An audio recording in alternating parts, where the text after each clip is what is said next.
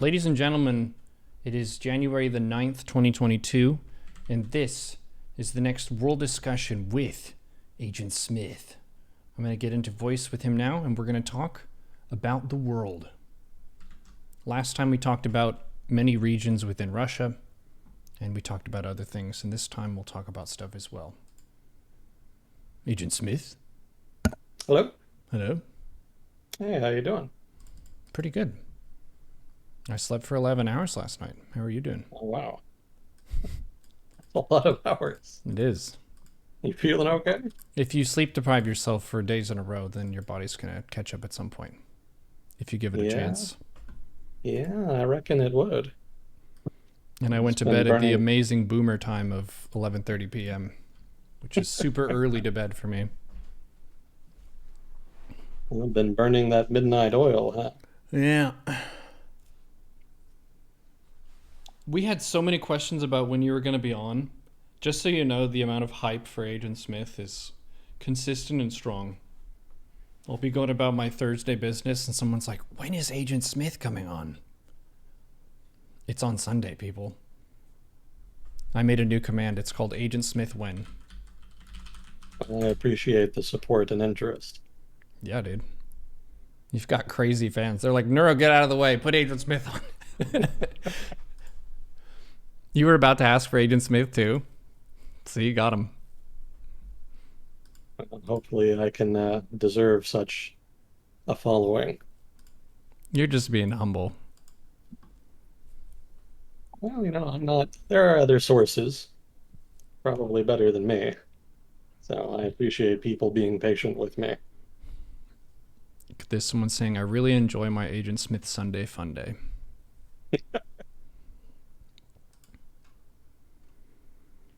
Well, cool. Were there any big things that happened this week? Yes. Oh. I'm surprised you hadn't heard of them. He's out in front. Well, I know some people died. That's what they were talking about, but it wasn't really a political or world news item. Let's just go to the headlines of Reddit and see what jumps out. What jumped out at you?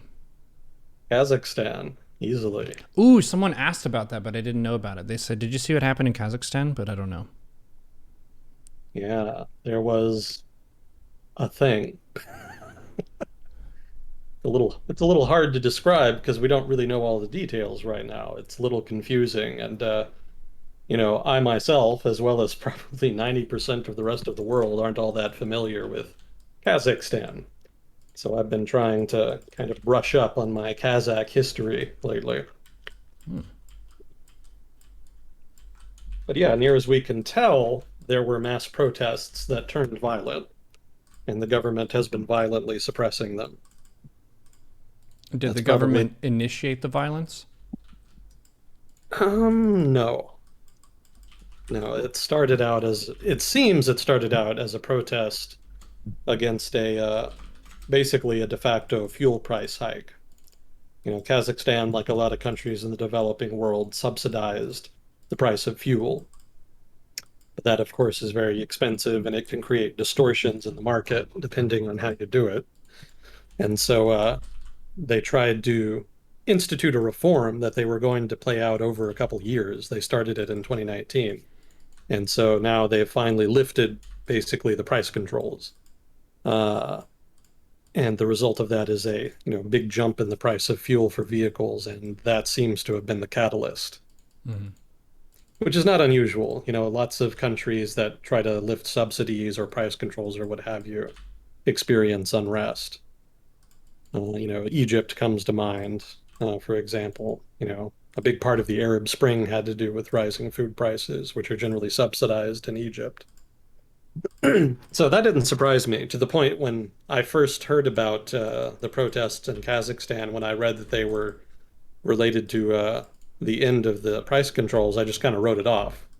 Because normally what happens is that people will protest for a while, and then the government suppresses them and then gives some kind of concession here or there, maybe symbolic, maybe not. But, generally it just lasts a couple days and then it's over.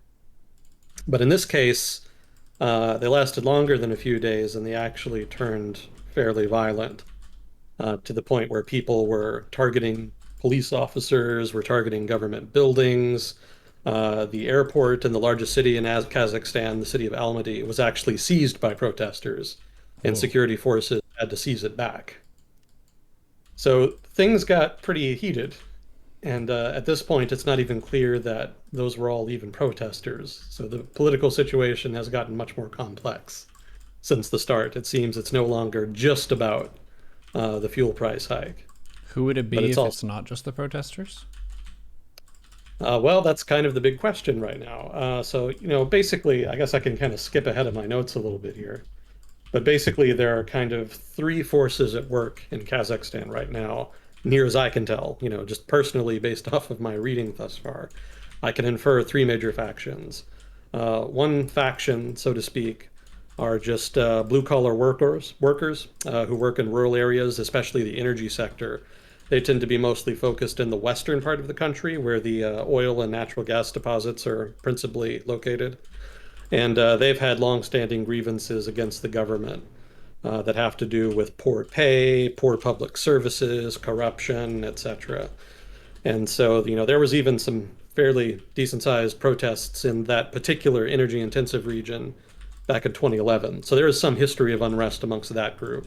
And it seems that they are some of the most prominent protesters here. But it seems they were also the ones that were more violent. It's a little unclear thus far, but some people are kind of focusing on them as being the perpetrators there. It seems that they had the most grievances and so were the most aggressive in dealing with the government. Although, to a degree, that's speculation thus far. I've been kind of going off of the Kazakh subreddit on reddit.com to try to get some opinions by people in the country, and that seems to be one of them. So that's one faction, blue collar workers. Another faction is sort of the middle class of the country, which tends to be more liberal. And they, of course, don't like corruption, would prefer the country to open up, be less authoritarian, etc. So this is the kind of group that you pretty much would see in any kind of protests for reform in an authoritarian country. They just want general liberal change. And they tend to be disproportionately younger students, and they also tend to be, where they're not students, people who work in relatively well-off professions. So this group are the ones who kind of went out to protest with good intentions. It seems that they were not particularly violent, and they were also the ones that kind of went home once things started to get violent. I don't get the impression that this group was particularly interested in a violent attempt to overthrow the government, and so they seem to have been very interested at the beginning, but to have since withdrawn indoors while the violent protesters fought it out with the police and military. So that's the second faction. The third faction are the elites. And this is kind of where things get interesting because after Kazakhstan, which, for those of you not familiar with Kazakhstan, Kazakhstan is a former Soviet republic. It used to be part of the Soviet Union. And when the Soviet Union collapsed, it was one of the constituent republics of the USSR that became independent. So upon independence, the leader of Kazakhstan was a guy named Nazarbayev. And I apologize if I'm butchering the pronunciation. But I think, if I'm not mistaken, he had also been the premier of the Kazakh Soviet Socialist Republic, which is what it was called when it was part of the Soviet Union. A lot of the Soviet republics basically retained their leadership from when they were part of the Soviet Union after they transitioned to independent states. So Nazarbayev, I believe, was one of those. So he basically ran it as his personal fiefdom for something like 30 years and was basically dictator. He was not a particularly authoritarian one relative to dictators in Central Asia. He was not nearly as bad as Turkmenbashi over in Turkmenistan or Karimov over in Uzbekistan. So an authoritarian leader, yes, but not one of the more brutal or violent ones. And Kazakhstan also had the benefit of having, kind of like I mentioned earlier, very large energy deposits. It had been one of the major producers of oil and natural gas in the Soviet Union. And so that represented a pretty nice stream of income for the government that allowed them to provide relatively more public services than other Central Asian states, and also meant that the government was relatively more stable, since the dominant patronage network, as controlled by Nazarbayev, always had ready access to resources that they could use to kind of buy people off, fund the security services enough to, suppress any dissent, etc. So it was a pretty well-run authoritarian country as far as such countries go. So anyway, Nazarbayev ran it for 30 years, but a couple of years ago, he started thinking about retirement because, you can't be dictator forever. And the trouble with dictatorships, of course, is that the transition of power is always a very tricky business. If you're going to dominate a state apparatus, handing it over to someone else always comes with the risk that your successor will use that state apparatus to cut you out, cut out all your supporters, and basically dominate it in the same way that you did. So it seemed at first that that transition of power went smoothly. There was some question as to whether, this, that, or the other interest group would try to rise up and seize power in Nazarbayev's stead. But as was, Nazarbayev was able to hand over power to a guy named Tokayev relatively seamlessly. There weren't any big protests that I'm aware of. There was no violence. The elites did not turn on each other, basically. So it seemed like they had managed it pretty well. But now there's some question as to whether or not there's been a falling out or whether or not somebody is making a power play. And at first, this wasn't really being reported, but since then there are more and more suspicions that actually maybe this whole thing may have been just Tokayev trying to throw out Nazarbayev's people and seize power for himself and his patronage network. So the new theory, such as it is that Tokayev is making a power play to basically seize control of the state apparatus for himself and to push out Nazarbayev's network. Now, there's still not a whole lot of proof of that. It's kind of hard to tell. And it could also be that it started out as a genuine protest against the fuel price hike after the liberal reform was made, but that Tokayev's people saw it as an opportunity to turn on Nazarbayev and push him out. So this could also just be opportunism rather than something that was staged by this, that, or the other elite group. But again, it's just hard to tell. Something else that kind of supports this theory is that a lot of the protesters were very focused on Nazarbayev. Nazarbayev ran the country for a long time, so even after he stepped down, it was widely suspected that he was a power behind the scene. And, to a degree, they're right. You never really fully retire from being a dictator. You kind of see that in China, where a lot of the former premiers of the party, even after they step down, are still powerful figures by way of the networks that they built up while they were in power. So, even supposedly retired guys like Zhao Ziyang, for example, still retained a lot of power even after they retired. Maybe I hope I'm not getting the name wrong. I think Zhao Ziyang was a liberal. Anyway, but you get the idea, even if I'm not getting the names quite right. So Nazarbayev, for example, held a seat on Kazakhstan's National Security Council. And so that was basically his way of keeping his toe in the door, so to speak. That was his way of trying to maintain some role in power.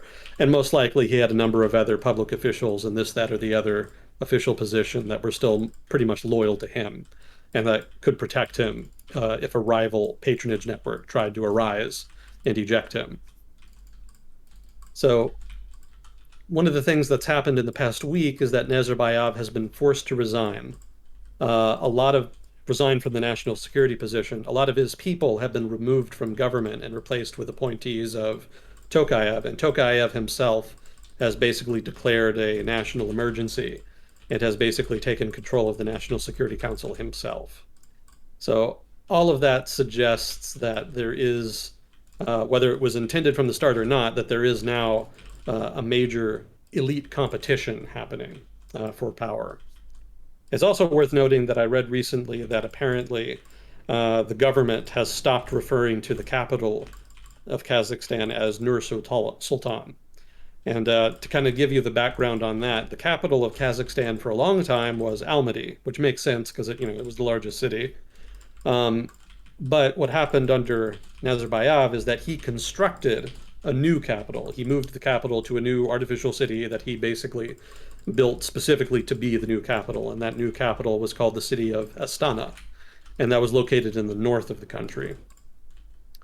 And after he retired, quote unquote retired, the city of Astana was renamed Nur Sultan, which was explicitly named basically after Nazarbayev in his honor. So it's notable then that if this rumor is true, that the government is basically revoking that change, it seems.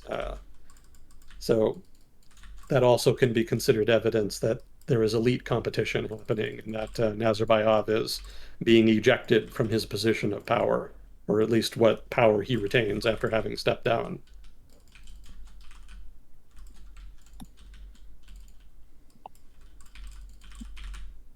So these three groups basically are the drivers of the unrest thus far, near as I can tell. Um, my personal theory at this point is that it probably started as a legitimate protest on the part of blue collar workers in the west of the country, because from what I was reading, fuel prices doubled, and specifically the problem was what was it? Liquefied petroleum gas. I'm trying to find it here.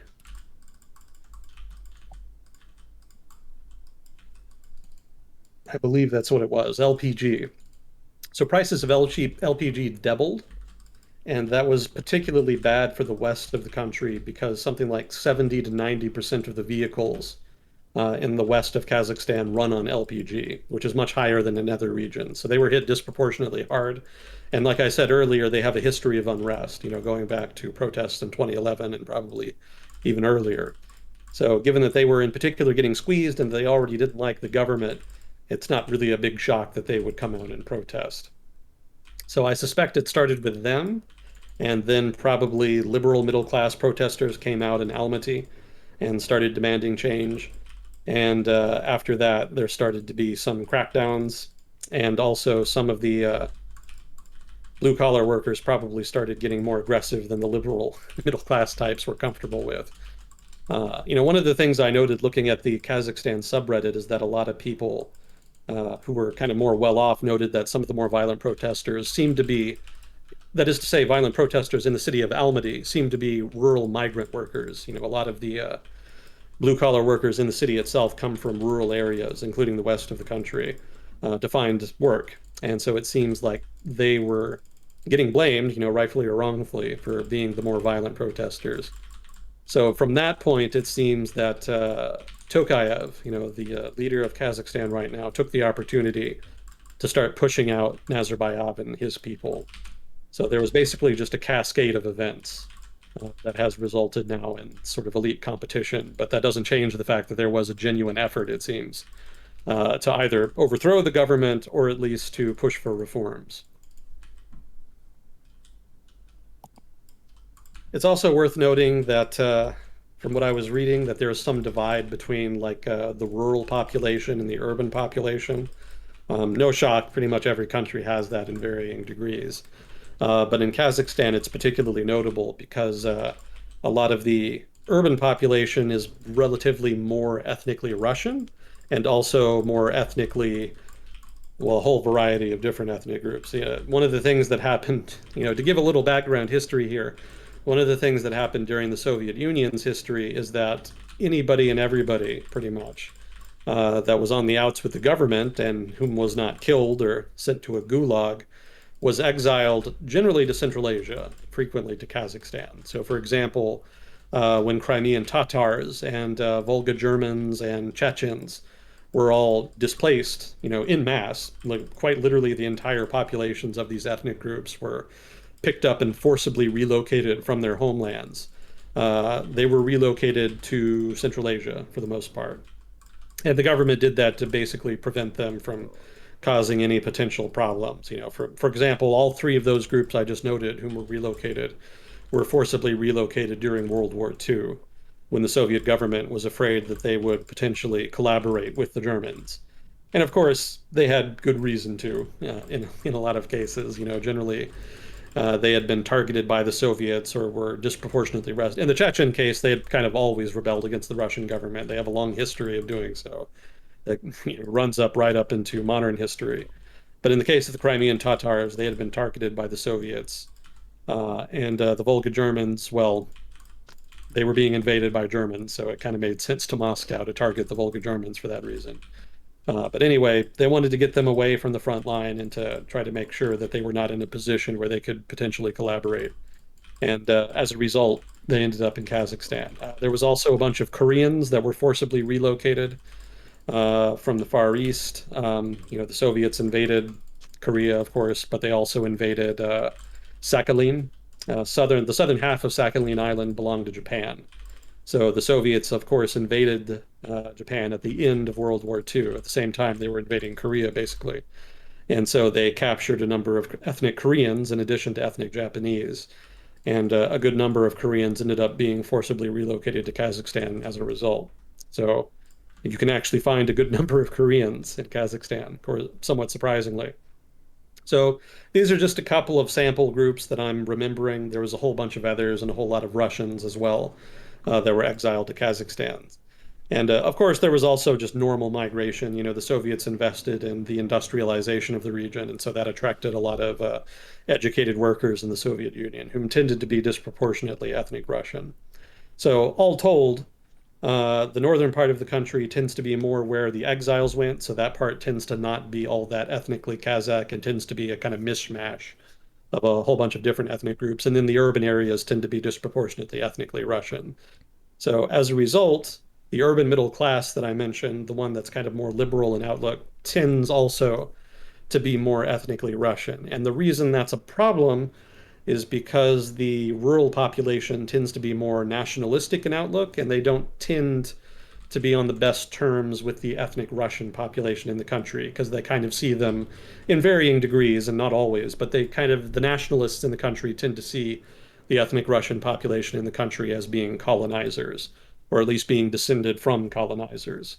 So there's a little bit of ethnic tension there. It kind of ebbs and flows. I think in general relations tend to be pretty good, but there's always nationalistic and xenophobic elements in any country. And in this case, those elements tend to be more rural in nature. So that rural-urban divide partly stems from that ethnic tension, and that was one of the reasons that the liberal urban protesters kind of retreated after the rural protesters started to get violent, because there was kind of a concern that maybe they were nationalist xenophobes who were going to start committing acts of violence, not only against the state, but also against perceived Russian colonizers living in the cities, whom again were the liberal middle class Russians.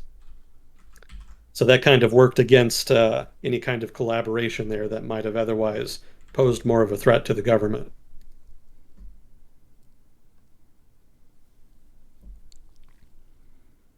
So I pulled up the map of Kazakhstan here. Nur Sultan, major city. Karaganda, major city here. Fairly centrally located.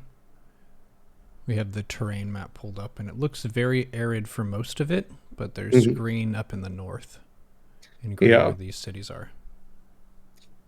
Yeah, that green up north is part of the Black Earth Belt that stretches roughly from Ukraine all the way into the Russian Far East. Mm-hmm.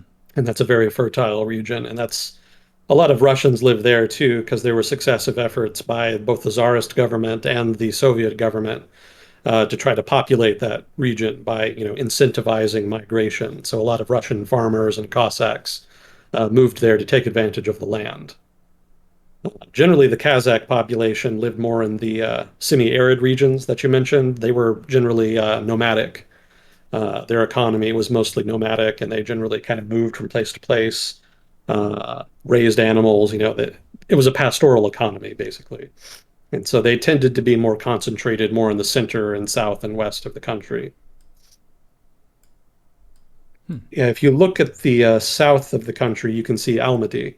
Yep. And that's generally kind of where the traditional population centers have been. You can't really see it too well on your map here, but there's also one of the two major rivers in Central Asia. I don't remember what they're called. They're like Abu Darya and something else. Something like that. So that river also has a good chunk of the population in it. That's more in the southwest of the country.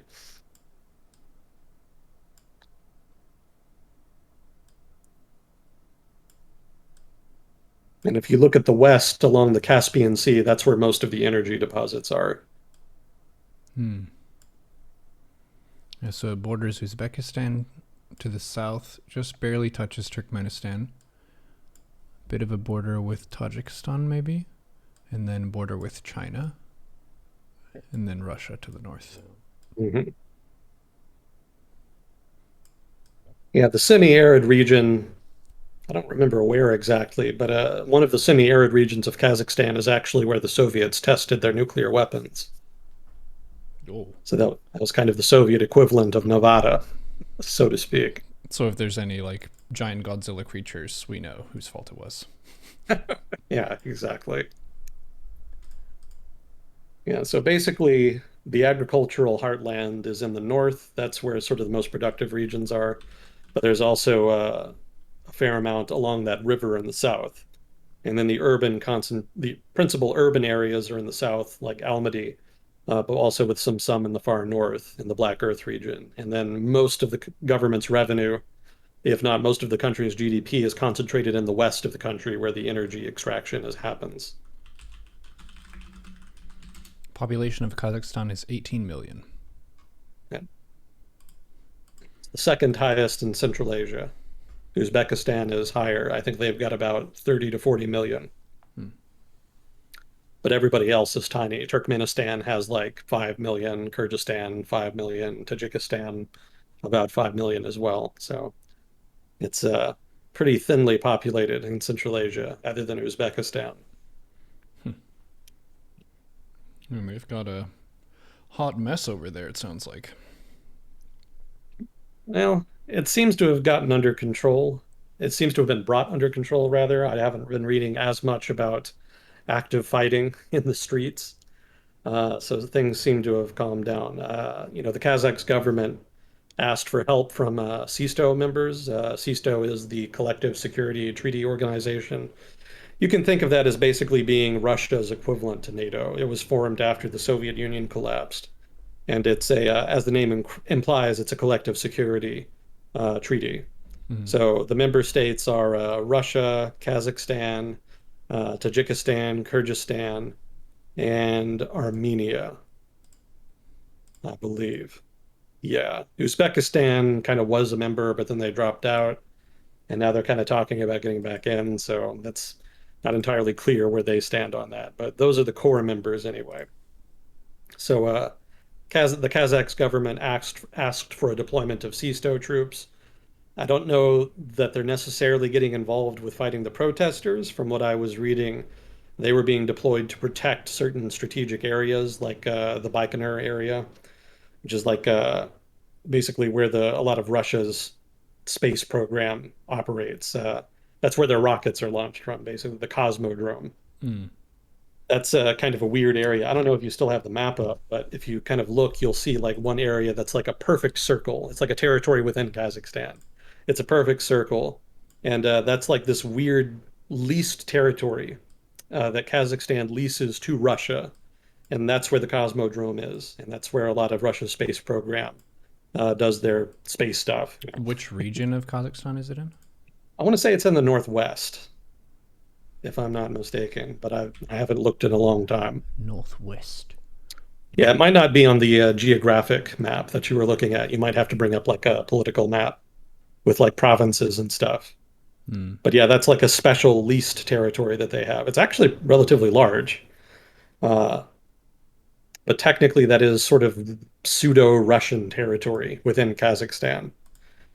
So areas like that are what the CISTO troops are being deployed to. And so from what I was reading, that was to free up troops and policemen for the Kazakh government to deploy to hot areas, where protests and violence were happening. I saw a video a while back of some people who like go and explore abandoned stuff, and they had this huge old Soviet facility where there was like a finished shuttle that didn't see action yet. I think it was right around the period where a lot of their space program stuff was collapsing due to funding. But they snuck out through the Kazakhstan desert to go peek at this place. It was pretty cool. I think it's on YouTube. Yeah. There were some people guarding it, so they had to make sure they were only active at night and briefly in the morning, and then they had to sneak out again.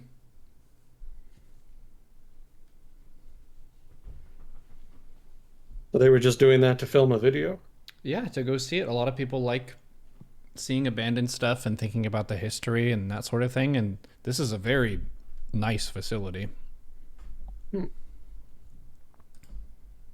They didn't climb into the shuttle or anything, but that would be pretty cool too. I'm sure all of this was illegal. Yeah, it kind of sounds like it. Yeah. It looks like it's more in the southwest. Urban explorers, yes. Trespassers. Oh, it's actually really close to the Sierra Daria. It's interesting. I'm gonna send. Well, maybe I can just post the image. Yeah. There we go. That kind of shows you where it is. Well, I guess that's not directly to you. There we go.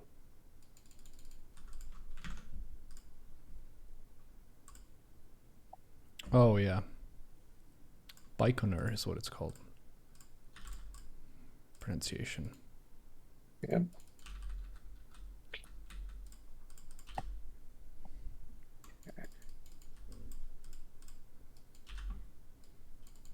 Had a bunch of I guess I don't really know what to do with this now, but I tried to write down the links here to some of the videos I saw on Reddit that showed some of the protesting going on. But I don't know if you want to look at any of that. It depends on if it has active violence in it or not. Some of it does, so maybe take a pass on it then. Yeah. If you link it to me, I can link it in Discord or whatever. Okay, let me copy paste that.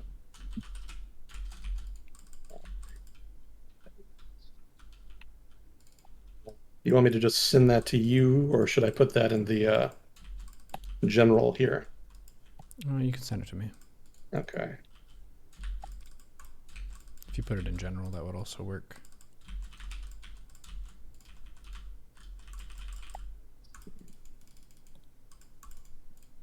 Just do both, just in case anybody is interested. Mm-hmm.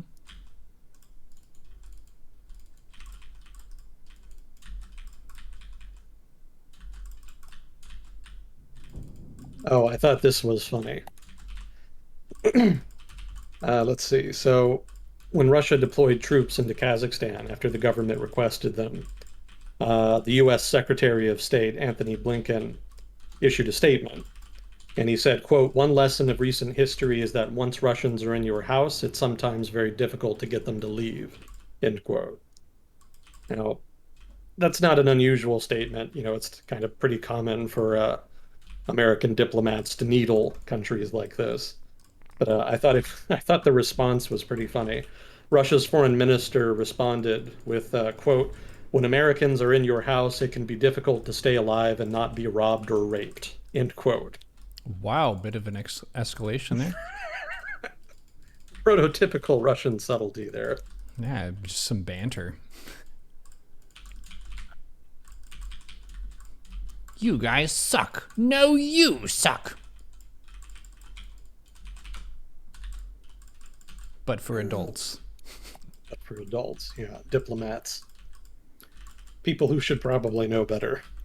I wonder if diplomats like put the shit talking they did in middle school on their resume when they're applying for a job. I doubt it.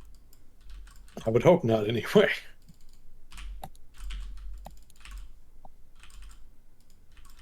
Yeah, I guess that's pretty much the gist of it. Hopefully that's a decent enough summary. We still don't know all the details, so we don't know just what's going on as far as like the power struggle in government. And we don't know just how much popular support the protests have, or how much ethnic violence is happening, how much nationalism is involved, or just what the government is doing in response as far as the crackdown. So it's all kind of open right now. Again, things seem to have quieted down. I haven't been hearing about protests as much, so things seem to have calmed down a bit. So it could well be over, but if it is over, that doesn't really change anything. That, the whole episode pretty much illustrates the government's lack of legitimacy in the eyes of the broader part of the population.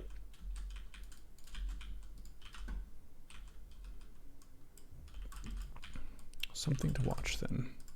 Something to watch. Speaking of, what's the Russian NATO called? CISTO. CISTO.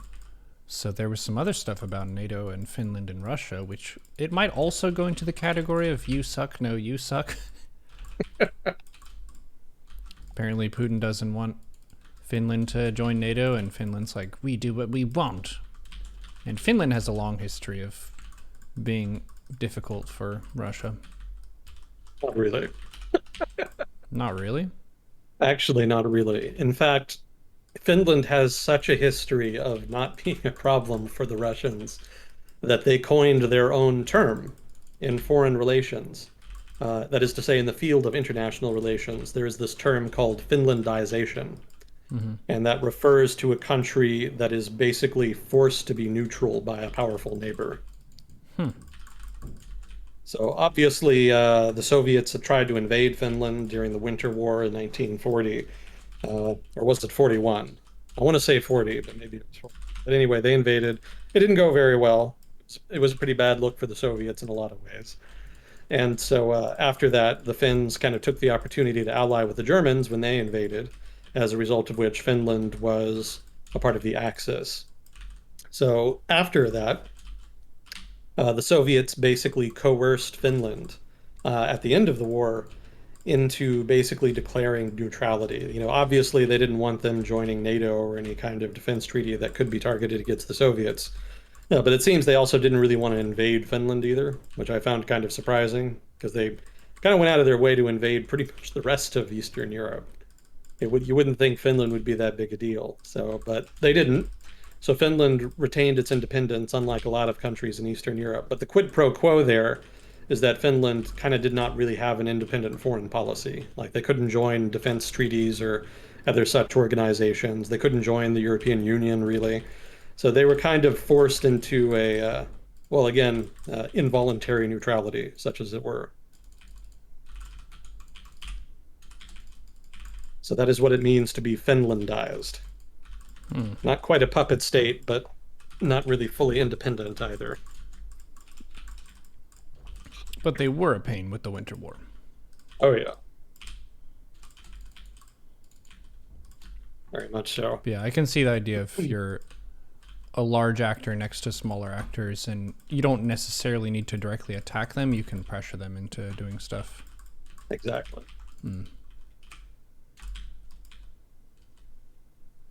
Yeah, that seemed to work for them for a long time. But then, of course, the Soviet Union collapsed, and so there was some question about, you know, what the implications would be for Finland. And, you know, through the 90s, there was, I don't think, any desire to join NATO, but they did join the European Union.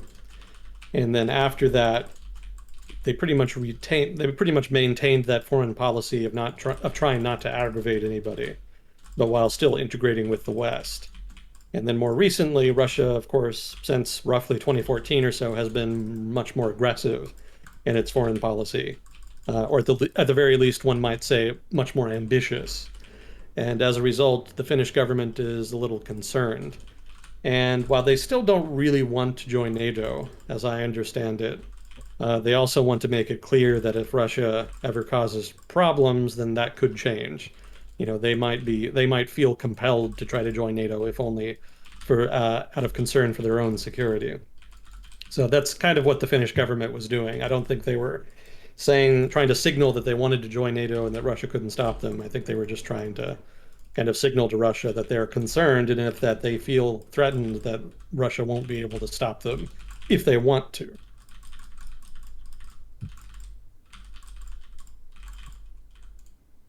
Yeah, Russian adventurism has caused some problems in their near abroad. It's not just Finland. You know, Belarus and Kazakhstan also distanced themselves a little bit from Russia after the whole Crimean adventure back in 2014. There was some concern that maybe the Russian government would use the presence of ethnic Russians in a neighboring country as a pretext for invasion, in much the same way that was done in 2014. Since then, things have changed a little bit.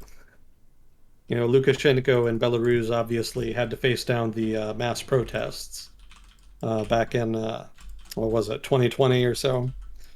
So that kind of pushed him back towards Russia, since the West wasn't really as interested in tolerating violent suppression of mass protests. So relations have improved between them as a result. And Kazakhstan, for its part, it's a relatively well-off country in terms of government revenue and whatnot. They've got all the natural gas and oil, etc. But their problem is that a lot of that is controlled either directly or indirectly by Gazprom, a Russian producer. And in order to get it to consumers, a lot of it has to be piped through Russian territory. So Russia has a lot of influence over Kazakhstan. So there's kind of a limit to the degree to which Kazakhstan can realistically distance itself from Russia. So I think Kazakhstan kind of finds itself in a similar position to Armenia. Armenia had mass protests, a couple of years ago. I think in 2020, actually. No, it must have been 2021. Well, whenever it was. They had mass protests. They had an established corrupt government that was thrown out. A new government was brought in, but the Russian government was not threatened by all of this. Even though Armenia was an ally and whatnot, the protesters were largely pro-Russian, or at least they didn't have a problem with Russia. So Moscow didn't really throw around accusations of a color revolution and whatnot. That wasn't a problem for them. So I suspect that protests, that have been happening in Kazakhstan recently probably also qualify to a degree. I think if there were a threat to change the government, Russia might not have too much of a problem with it, because I don't think there's a whole lot of Russia-phobic sentiment in the country.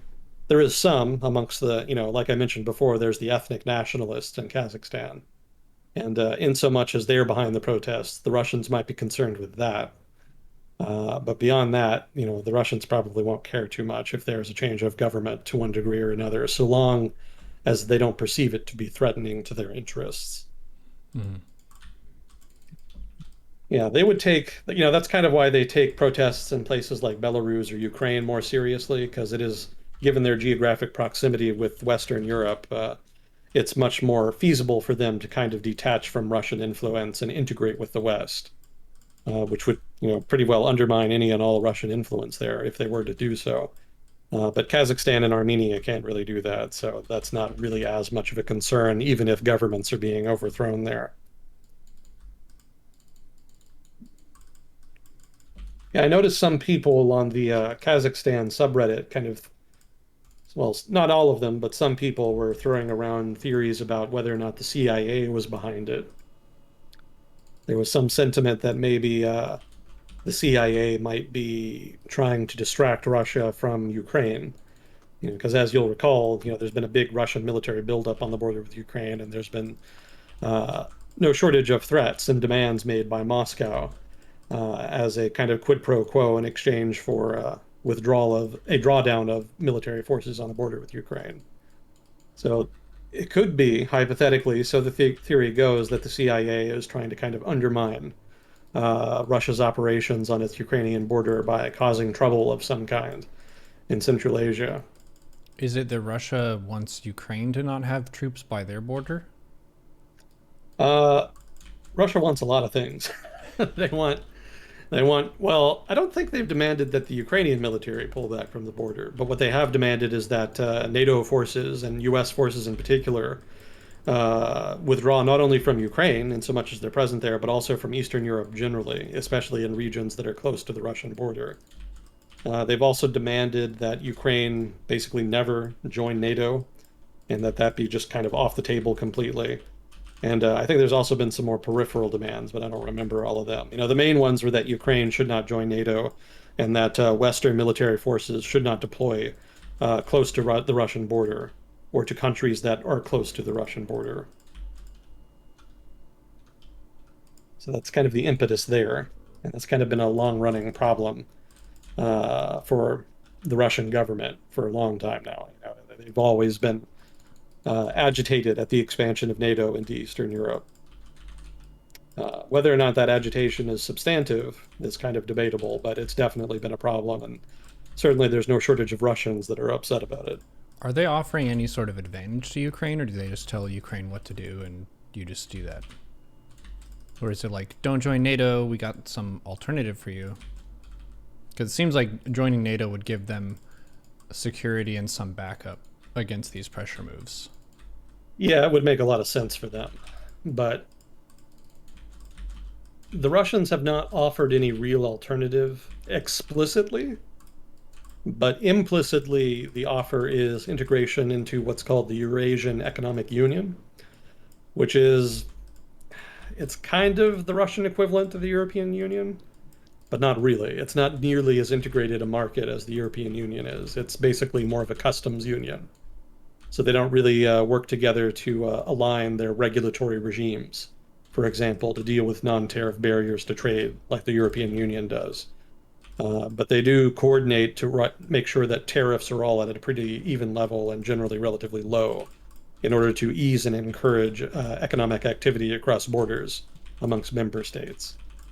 So the Eurasian Economic Union is something that Ukraine could join, and it's something that the Russian government wants them to join. That's been a long-running foreign policy agenda for, objective rather, for a while now for the Russian government. Whether or not that's likely to happen is debatable. I don't know how popular an idea that is in Ukraine. The Eurasian Economic Union is a smaller market than the European market. And so correspondingly, European Union membership is going to be more attractive. Also, the European Union tries, not always very successfully, but it tries to fight corruption in member states, and it encourages prospective member states to do so. So that also makes it relatively more attractive for Ukrainians than the Eurasian Economic Union, which obviously doesn't really care about that. So obviously, CSTO is sort of the military alternative to NATO, so that also would be a kind of alternative, but I suspect that's also not particularly attractive to a lot of people in Ukraine. Yeah, the thing to remember about Russia and the Ukraine is that Ukraine was a part of the Russian Empire and the Soviet Union for a very long time, for several centuries. And so as a result, the economies became very integrated. And Ukraine itself is relatively resource rich. You know, that Black Earth belt I mentioned runs through eastern Ukraine and is immensely fertile. You know, they produce a lot of grain there.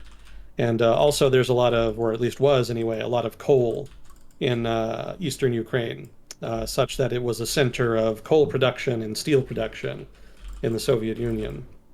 So there's a lot of heavy industry in eastern Ukraine. There was also a lot of arms manufacturers that were integrated into the supply chains of Russian arms manufacturers. So there was just a lot of links there. A lot of those links have kind of since been broken since 2014, you know, which has kind of imposed a pretty significant disruption to Ukrainian economic activity. But they've been trying to make adjustments since then, to varying degrees of success. I haven't followed it too closely, but the fact is, because Ukraine was so important economically to Russia, reintegrating it into the Russian economy by way of the Eurasian Economic Union was a foreign policy objective for Russia after the Soviet Union collapsed and after the Eurasian Economic Union was created. So that being the case, it kind of makes sense that Russia would be very opposed to any movement of Ukraine towards Western integration. Because, I mean, realistically speaking, if Ukraine integrates into the European economy, that's going to probably exclude Russian producers, because Russian producers in general are much less productive and competitive than European producers. So to a degree here, what we're seeing is Russia trying to kind of take Ukraine's market for itself, you know, for its own economic benefit. Probably, if you're Ukrainian, I mean, obviously opinions will differ. You know, ethnic Russians tend to be more in favor of integration with Russia, but I suspect most Ukrainians are generally more for integration with the European market, since it's the more lucrative option.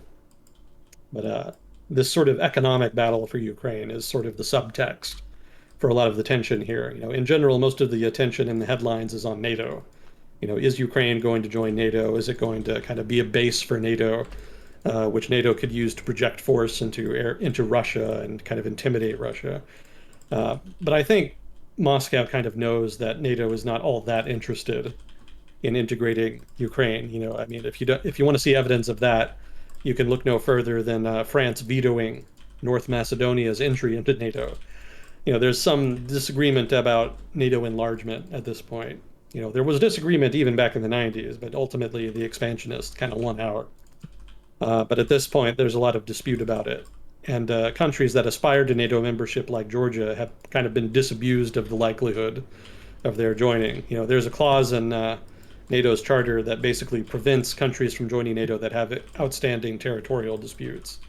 And, technically that could be waived, if NATO members wanted to, but I suspect there's enough disenchantment with the notion of NATO enlargement that probably they're not going to do that. Most likely, the most that will happen is that there'll be a kind of sort of track that countries that want to join NATO will be put on, and that they'll be required to implement policies as far as democratization, anti-corruption, competitiveness, etc. But whether or not they'll actually be rewarded, with membership upon achieving those objectives, very debatable. I don't really think so. So NATO membership was never particularly likely. I think in so much as NATO pretends that they're going to let Ukraine join is mostly just about trying to counter Russian pressure. But again, I think all of this just kind of highlights that the real show is European Union membership. That's sort of the real economic competition happening here. Will Ukraine join the European Union, or will it join the Eurasian Economic Union? And if Russia can get Ukraine into the Eurasian Economic Union, I don't think it's going to be a huge boost. But obviously, that would prevent European competitors from pushing Russian competitors out of the market there, thereby preserving Russian market share. And also, Russia would be able to restore links to all of the heavy industry in Ukraine that they already had links to before the war in 2014. And so that would come with some benefits as well. Also, it would just make it easier to defend Crimea, although I think it's already pretty easy given how weak the Ukrainian military is.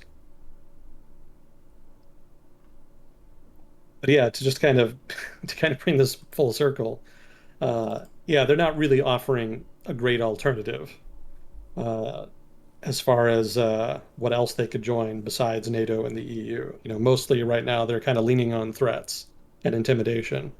Don't join NATO. And don't join the EU. What should we do then? Not those things. Oh. What's in it for us? You get to do what we tell you. Oh. That's great. Yeah, it's not the best deal, but it's not that much of a change. I mean, it could be that maybe Russia is not so ambitious as to want to integrate Ukraine fully back into its sphere of influence. I think if they're smarter, that they'll just push for something like a return to the status quo a la the 90s. Back in the 90s, Ukraine was an independent state, but it also wasn't really in any danger, of joining NATO or EU. It was kind of too corrupt and dysfunctional to really even be eligible.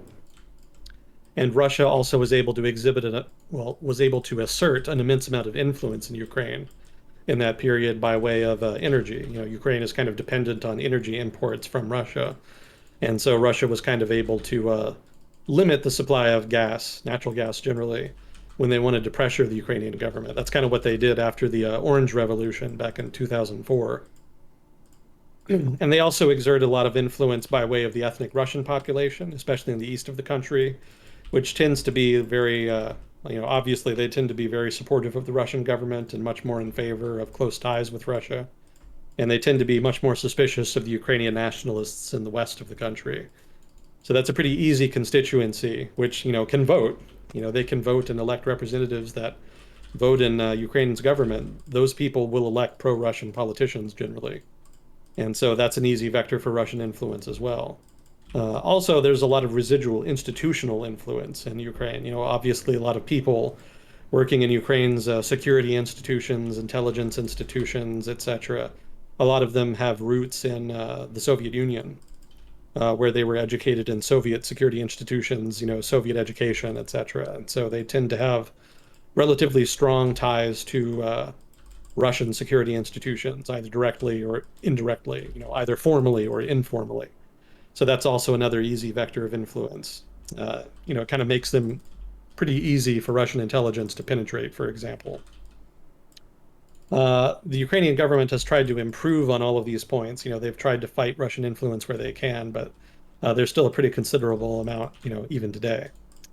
But regardless, if Russia could try to push Ukraine back towards kind of where it was in the 90s, where it wasn't really fully in Russia's sphere of influence, but it still was subject to a lot of Russian influence without trying to actively break away from Russian influence. That's kind of where most likely they would prefer them to be, with the Eurasian Economic Union membership being a kind of aspirational objective that's probably out of reach. I suspect what the Europeans are going to do, and what the US will probably do as well, is to kind of push Russia to agree to some kind of neutral status. And this is what I've heard referred to as the Austrian solution. For those of you maybe not familiar with the relevant history, after World War II, not only was Germany kind of occupied by the Allies, Austria was as well, because Austria had been annexed by Germany before the war. So Austria was broken off of Germany and made an independent country again, but it was also broken up into occupation zones. There was a Soviet occupation zone, an American zone, a British zone, and later on a French zone. And there was some question as to what to do with Germany and Austria. And the original plan had been to make both Germany and Austria neutral states that neither the Western Allies nor the Soviets would control. And they would act as a kind of buffer zone between Soviet and Western spheres of influence. Now, obviously, that never worked out in the case of Germany, but in the case of Austria, it actually did. And there was agreement reached, I think, in like 1954 or 55 or whatever it was, for both the Western Allies and the Soviets to withdraw from Austria and to allow it to become an independent state on the condition that the Austrian government basically commit itself to permanent neutrality. So that was the Austrian solution, and there could be some agreement to that effect vis-a-vis the Ukraine. Vis-a-vis Ukraine, rather. The idea being that Ukraine would be a buffer state between Russian and European spheres of influence, and would not necessarily join one or the other security institution. And it could be also that this extends to economics as well. So maybe if it became a neutral buffer state, it would be prevented from joining either the Eurasian Economic Union or the European Union. But that's also probably more of a stretch goal. I think the Ukrainians would be particularly averse to that solution. Maybe not being able to join NATO would be acceptable for Western Ukrainians and Ukrainian nationalists, but I think being permanently excluded from the European Union might be a bridge too far for them. So even if the European Union might be willing to agree to that, the Ukrainian government itself may be averse to the point where they could basically reject the agreement and continue to cause trouble. Basically act as spoilers, in other words. So I don't know what kind of neutrality agreement, would result if that is what Russia and the Europeans kind of wanted to do, but that is possible. That's on the spectrum of possibilities. I think for me, that's the most likely possibility, because that kind of squares all of the circles for both the Europeans and the Russians. But it could also be that Russia exerts enough leverage in the situation that they get a more favorable outcome, in which case I think the more likely outcome is a kind of return to the 90s status quo. If the Russians are really serious, they could push for Eurasian Economic Union membership, but I think they'd have to go for like almost a near full invasion in that case. They'd either have to really credibly threaten a full-on invasion, or actually do a significant invasion if that's what they want to do. And I think there would be a corresponding significant economic fallout for them in terms of sanctions that would be pretty deleterious for them, if not also some military intervention. I don't think NATO would intervene militarily, but I kind of wonder if a country like Poland might be tempted to, given their antipathy for the Russians and their desire to prevent the expansion of Russian sphere of influence to their southeastern border. It's already on their eastern border vis-a-vis Belarus, so, having them on the southeast as well would only just kind of exacerbate that. But I also don't know that Poland would act independently without sort of American or Western support, so that probably precludes that, but it's at least a possibility. But anyway, that's all sort of tail-end stuff. I suspect neutrality or 90s status quo is the most likely outcome at this point. It's worth mentioning here also, since we're talking about Ukraine, that because of the rapprochement between the Russian government and Belarus, that the Russian military has a stronger presence in Belarus right now. So before, Lukashenko had not allowed a significant Russian military presence in Belarus. And so if there was going to be hostilities between Ukraine and Russia, they were most likely going to be isolated to Ukraine's eastern frontier. But now that Russian military forces are substantively deployed in Belarus, hostilities could include Russian forces crossing the Belarusian frontier. So that means not only does the Ukrainian government have to worry about Russians in the eastern part of their country, they've got about potential Russian aggression along the northern border as well. And the Ukrainians have a pretty long border with Belarus. So that significantly impacts their security situation. It makes it much more difficult. If the Russians push south from Belarus, they could push directly onto Kiev if that's what they really wanted to do.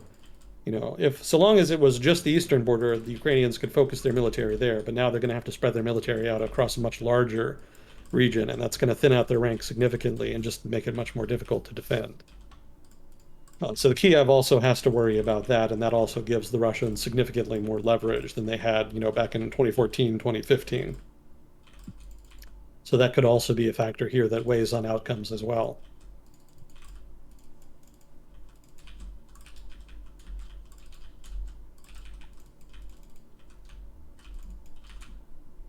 But yeah, Finland's not joining NATO.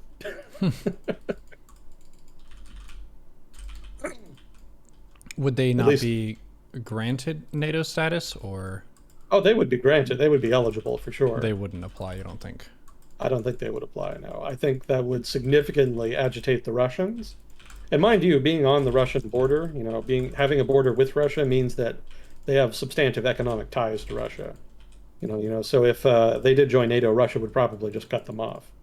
And I don't think that would break the back of the Finnish economy, but it would sting, and it's would probably hurt to no substantive gain. Like whatever problems are existing right now in the Russo-Finnish relationship, they would probably only get worse if they actually join NATO. That would probably not only damage Russo-Finnish economic ties, but the strategic situation as well.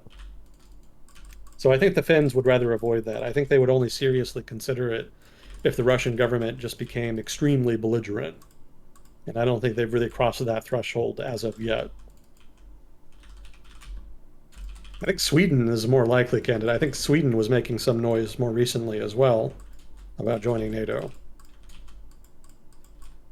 The Russians have kind of been buzzing their airspace over the past couple of years too. Yeah, Sweden is not a NATO member, but they're kind of an honorary member. Back during the Cold War, there was kind of some suspicion that maybe if there was a war between the Soviets and the West, that the Soviets might end up invading Sweden even in spite of their neutrality. So there was kind of a implicit cooperation between the Swedish government and NATO as far as keeping an eye on the Soviets. So Swedish membership would not necessarily be a big change from the status quo, other than the commitment to come to each other's defense anyway. And I also think that if Sweden joined, that there wouldn't really be much Russia could really do about it. Russia has the economic influence in the border with Finland to use as a deterrent to Finland joining, but they don't really have the same tools to use against Sweden. So I think in Sweden's case, the principal block is not Russia. The principal block is a desire on the part of the Swedish population to remain neutral. Swedish NATO membership has been an issue in Swedish politics before, and in general, the public has been pretty against it in general. It kind of ebbs and flows with time, but opposition has almost always been the majority. But that could always change, given circumstances. And like I said, they've been talking about it more recently. Yeah, we've talked about posturing before, and it seems like in the case of Finland, it was posturing. In the case of Sweden, also posturing, but they're a more serious candidate if they legit wanted a spot. Yeah. But Russia would need to do more stuff for them to commit to that, probably. For Sweden? Yeah. Well, I don't know that I would say they would have to do more stuff. I think they would have to refrain for more stuff. Again, it's sort of been the Russian military buildup in the region and buzzing Swedish airspace and, sailing submarines through Swedish territorial waters, stuff like that. Right. I guess stuff is very vague. Russia would have to piss Sweden off further for Sweden to legit join NATO. Yeah. I think they would have to be more belligerent. Yeah. In order to kind of really push them into that. Do stuff is very vague. They could just be having soup, and that would count as doing stuff. Yeah. Yeah, that's circumstances in Scandinavia right now, anyway.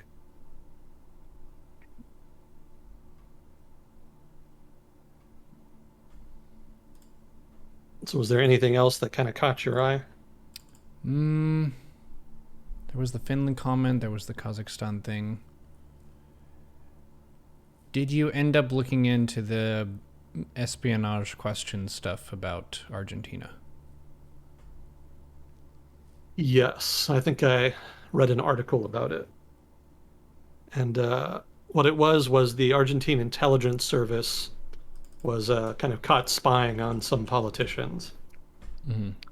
I didn't get a whole lot of the details because there didn't seem to be a lot of English language material on the subject. But yeah, they were kind of caught doing that. I suspect they were doing it on behalf of the Peronist government. That was the impression I got anyway. So not necessarily all that surprising in the grand scheme of things. Mm-hmm. But yeah, it didn't seem to be like foreign espionage, which is kind of how I read the question initially when I was first asked about it. So Mm-hmm. it seems not to be foreign espionage. It seems to just be, how should I call it, institutional misbehavior, if you like, within the Argentine government, Mm. which I don't think is all that unusual given Argentina's political history. There seems to be quite a bit of misbehavior going on in Buenos Aires. And institutional misbehavior in this case is kind of like one department looking at another department and what they're doing without getting permission for that. I don't think it was even a department. I think they were looking at opposition politicians specifically, just spying on them, keeping track of them. Mm-hmm. So, definitely bad behavior. You're supposed to kind of allow your opposition politicians the opportunity to freely associate and plan Mm-hmm. accordingly. But yeah, they're basically breaking rules as far as freedom of association, freedom of speech, etc. Mm-hmm. As far as I know, they did not have any good reason to be putting those politicians under surveillance. So illegal, in other words. Mm-hmm.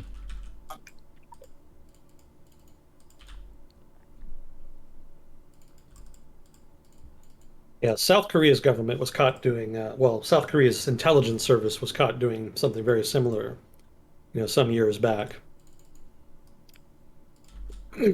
So kind of a similar case study. But yeah, I don't know enough details about the Argentinian case to comment on it much beyond that. It seems to be very much in keeping with Argentine political culture. Corruption is kind of deeply ingrained, especially when it comes to the Peronists. So it's not that unusual to me. But you'd have to ask somebody who knows more about Argentine politics to kind of tell you how significant the event was within the context of Argentine politics. I haven't read much about it, but then Argentina doesn't really make the news very much, so I wouldn't necessarily know if it did. I hope my chair isn't making too much noise. Nope, haven't heard it. Oh, okay. Well, maybe it's just me. Let's see, I know we've got some questions lined up. Mm-hmm. Okay, so before I do that, I wanted to do a correction from last week. Let me see if I can find it real quick. Germany. It has to do with cryptocurrency. Somebody was kind of asking about El Salvador. And I said that El Salvador's cryptocurrency payments processing app, that it was owned and run by the president's brother. And somebody in chat said that they couldn't find any information on it and was asking for an article. So I went out and found the article that I'd originally, read about the subject. And I found that I was wrong. It's actually not it's not run or owned by his brother. So that was incorrect. Oh, here we go. So I wanted to get that correction in. So I went back and read the article again. So I wanted to kind of elaborate on this point. I wasn't completely making it up. I was just misremembering the article. So basically the gist of it was, and I'll post the article here in a little bit, just kind of, give everybody a chance to read the same information. But the gist of it was that the president's brothers, whom are named Karim, Ibrahim, and Yusuf Bukele Ortez, all three of them are advisors to the president. And apparently they're big proponents of cryptocurrency, which is how they kind of got involved with the project. So the seedier side of it comes with the fact that the president's chief of staff, someone named Carolina Racinos, I'm sure I'm butchering them. I apologize for butchering for the pronunciation there. I'm obviously not a native Spanish speaker here, but the chief of staff, Carolina Ricinos, she is on the payment processing app's board of directors. So there is a sort of political connection there and something of a conflict of interest. Uh, I think the article also noted that Chivo, which is the payment processing app, and specifically it's also the company that kind of controls the app. The company was not actually created until 2 weeks before it went into operation, which is, a pretty quick turnaround. And then also, Chivo is not subject to freedom of information laws in El Salvador, even though it receives, well, the article said that it receives $60 million in government funding, which was also a little skeevy. And the article also made note that the project is, quote unquote, led by a shadow cabinet of officials associated with the Venezuelan opposition, which itself is a kind of a shady cast of characters in so much as they've been involved with attempts to, instigate coups, unrest, and whatnot. Not saying that that's necessarily a bad thing. Obviously, the Venezuelan government is somewhat authoritarian and has problems of its own, but without getting drawn into the whole debate about, the Venezuelan government, the Chavistas, and the opposition, and U.S. support for the opposition and whatnot, suffice to say, the Venezuelan opposition has a lot of ties to shady figures of one sort or another. So some of those figures are involved in this particular operation. One of them is a guy named Lorenzo Rey, whom allegedly designed a Venezuelan cryptocurrency called Dash. But the article noted, quote, many of the Venezuelan merchants listed as accepting Dash could not even be verified as existing, end quote.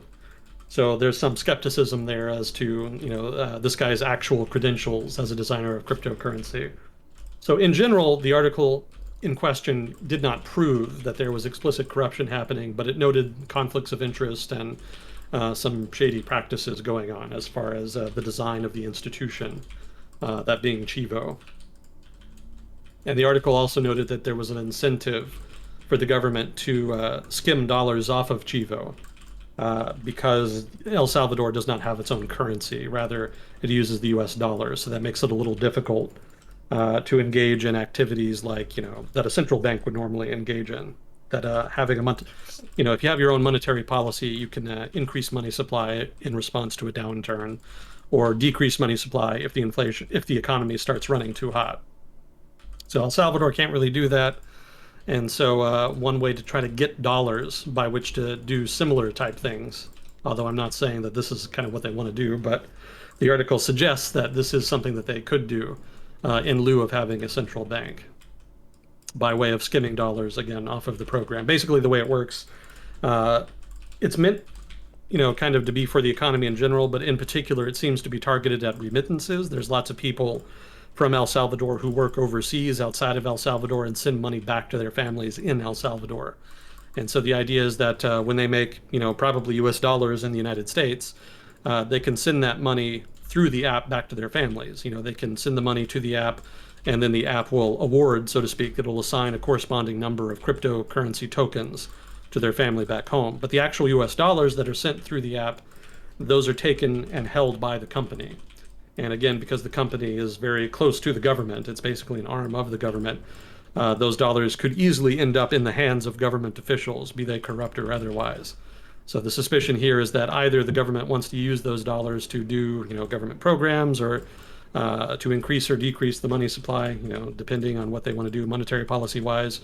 Either that, or alternatively, they're just being corrupt and are just laundering the money and stealing it for their own purposes, probably to construct their own patronage network in order to establish and reify control of the country. So those are some of the details in the article, and that's kind of why I misremembered it. There's conflicts of interest, his family is involved, so I kind of misremembered that as his brother being in charge of the company, but that is not accurate. It's not his brother. But there's a lot of close ties there. So I'm going to post the link to that article so that you guys can kind of see it for yourselves, including the guy specifically that was looking to read more about it. Now, where should I post this? You can post it in general. In general? Okay. Yep. Just stick it down there at the bottom then. Hopefully one of our kind-hearted mods can stick that in chat for me. Let's see. Okay, so we got that out of the way. Are we doing okay on time? Yes, sir. You got an hour plus. Hour plus. And it's amazing how time flies when we do this. Yep.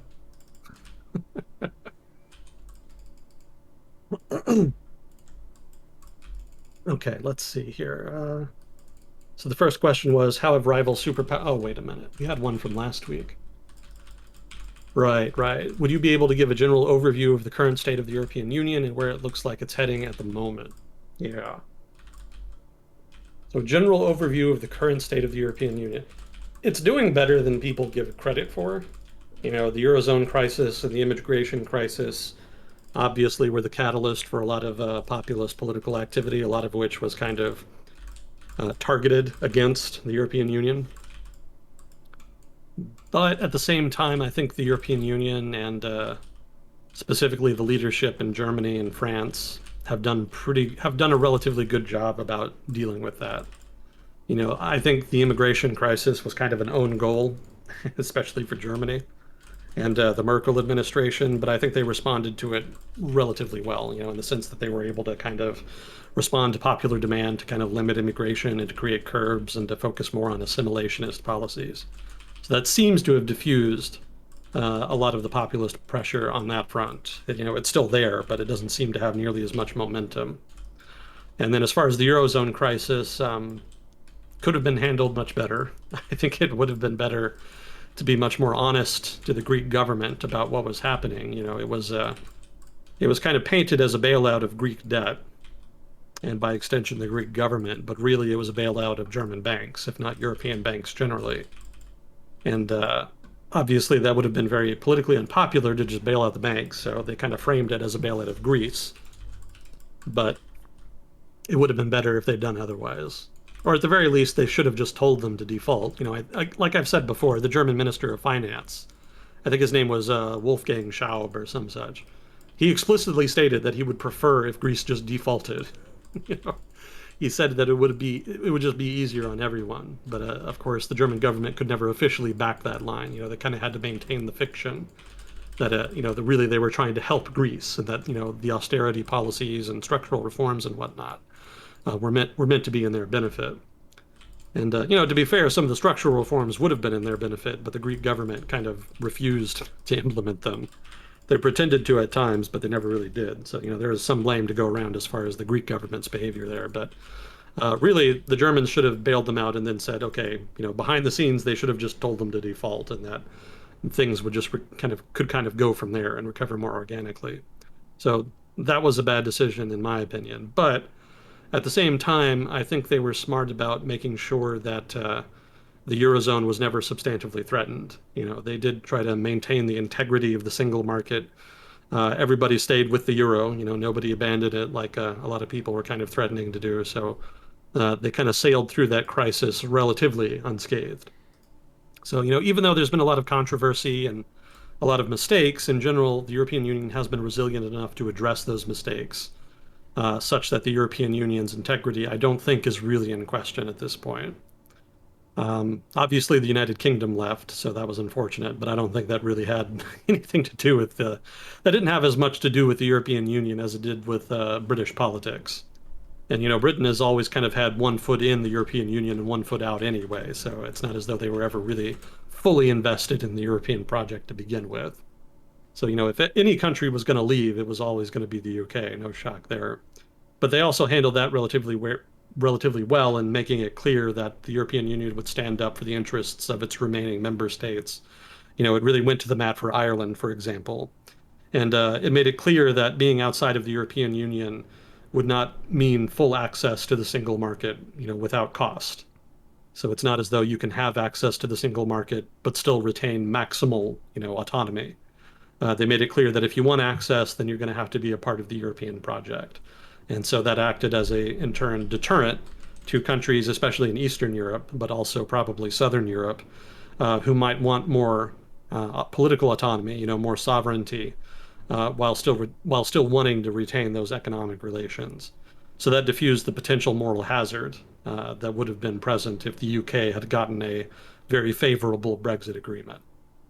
So, whatever that agreement meant for the British economy, and however frustrating the Brexit negotiations were for all involved, ultimately they did successfully deal with that moral hazard, I feel. So that was another successful effort there at fighting for the European Union's interest. So all told, lots of challenges the past 10 years for sure, but they've handled them for the most part. They have not always handled them gracefully, but they have handled them. So in general, I feel like the European project is still relatively strong. Its integrity is not in doubt like it was at the beginning of the decade. And I think that's to the credit of Germany and France in particular, but in general, all parties involved. They have pretty well weathered the storm thus far. Probably more, probably more shit to get through before all is said and done. The 2020s don't seem to be panning out to be any less quiet a decade than the 2010s. But we'll see. Thus far, the European Union has engendered confidence on my part in their ability to deal with crises. So in general, I think overall it's doing pretty well. I think the principal outstanding issues that they have more to do with countries like Hungary and to a lesser degree Poland. Basically the illiberal democracies. Poland I don't think is as bad of a offender, although I've read that they tend to be more belligerent vis-a-vis the European Union. But I think the bigger problem is Hungary, which has leadership which explicitly states that it wants to be an illiberal democracy, and they've done everything in their power to basically become one. So that being the case, I think the European Union is really stuck between a rock and a hard place there, because in order to join the European Union, you have to be a liberal democracy. But there really doesn't seem to be many mechanisms in place to deal with countries that kind of backtrack on that after they join the European Union. And to be fair, the European Union was always first and foremost an economic project. It wasn't really meant to be a project that was meant to impose one or the other style of politics. But implicit in the project is liberal democracy and the corresponding Enlightenment liberalism that goes with it. So that being the case, for a country to backtrack is a real problem there, even if political liberalism was not necessarily written in to the project from the start. So I think the European Union does have to do something about it, or at least do something about it, lest other illiberal actors be encouraged. We have enough problems with that around the world as is. But I don't know that they've really been able to kind of deal with that thus far. And doesn't seem to be any resolution on the horizon. To be fair, the Hungarian government still retains a lot of popularity, although I think they've been running into problems more recently on that front. But, like with a lot of countries that have demagogue leadership, the opposition is just very divided, and it's not hard to divide them when they unify. So that very much works in the favor of Viktor Orban, the leadership in Hungary. I forget the party's name. I wanted to say it was Jobbik, but I think that's a far-right party that actually isn't always on its own, that is not always on good terms with the government, even though they're both very conservative. Maybe somebody in chat remembers Viktor Orban's party. It's slipping my mind right now. Oh, I should... That's actually a good cue for the usual disclaimer. I almost forgot. Yeah, I'm not an expert in everything I talk about on here, which is painfully obvious at times. So if I ever say anything that's wrong, stupid, or biased, please do correct me. If I'm wrong, I want to know more than anybody. In general, I have a stronger background in stuff like economics and foreign policy, but, there's plenty of stuff I talk about that I don't know about. So, participation is encouraged in that regard. I don't read chat while we do this, but I will read it later. So, I'll see everything eventually. But yeah, just want to get that out of the way. I don't pretend to be an expert on this stuff. I'm more of a hobbyist in a lot of subject matter. But you could pretend to be an expert. I could. And it would fool a lot of people, to be honest. I could probably set up a YouTube channel and make a lot more money if I did. There's a ready-made market there for one ideological bias or another. Yeah, another thing that I think the disclaimer does, aside from just covering mistakes by saying, hey, I'm going to make some and help me out, it sets a tone that you're ready to receive help on topics that you don't know everything about. I think some people, if they hear someone speaking with any level of ignorance, they just get upset. They're like, you don't know, you can't talk about this. It's like, well, if you know, just Tell us, what's up? We are here to learn as well. We've learned a lot of stuff from chat. One of the cool things is we can get perspectives from people in other countries, so it's world discussion, which means we talk about stuff outside the US, which means that we're not giving a local opinion on what's happening in Ukraine because we're not there. Yeah. So, feedback is definitely encouraged. We learn from chat too, so definitely one of the enjoyable aspects here is, learning new things and being challenged and whatnot. Yeah, it's kind of meant to be more of a participatory experience in that sense. And I do try to kind of inculcate that sort of atmosphere that you mentioned, one that is kind of more open-minded and open to criticism. And I try to be, relatively fair in kind of dealing with things. I guess I can't say fully objective because that's kind of an impossible bar, but I try to be as objective as possible in trying to break down the stuff that we talk about here. So in so much as that's feasible, that's what I'm striving for. Not everybody is amused by that or likes my attempts to do so. I notice some of the YouTube comments can be pretty spicy at times. But we try our best.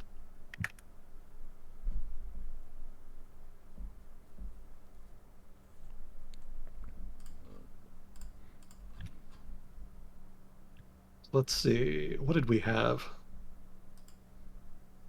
Sure. Oh, European Union, right.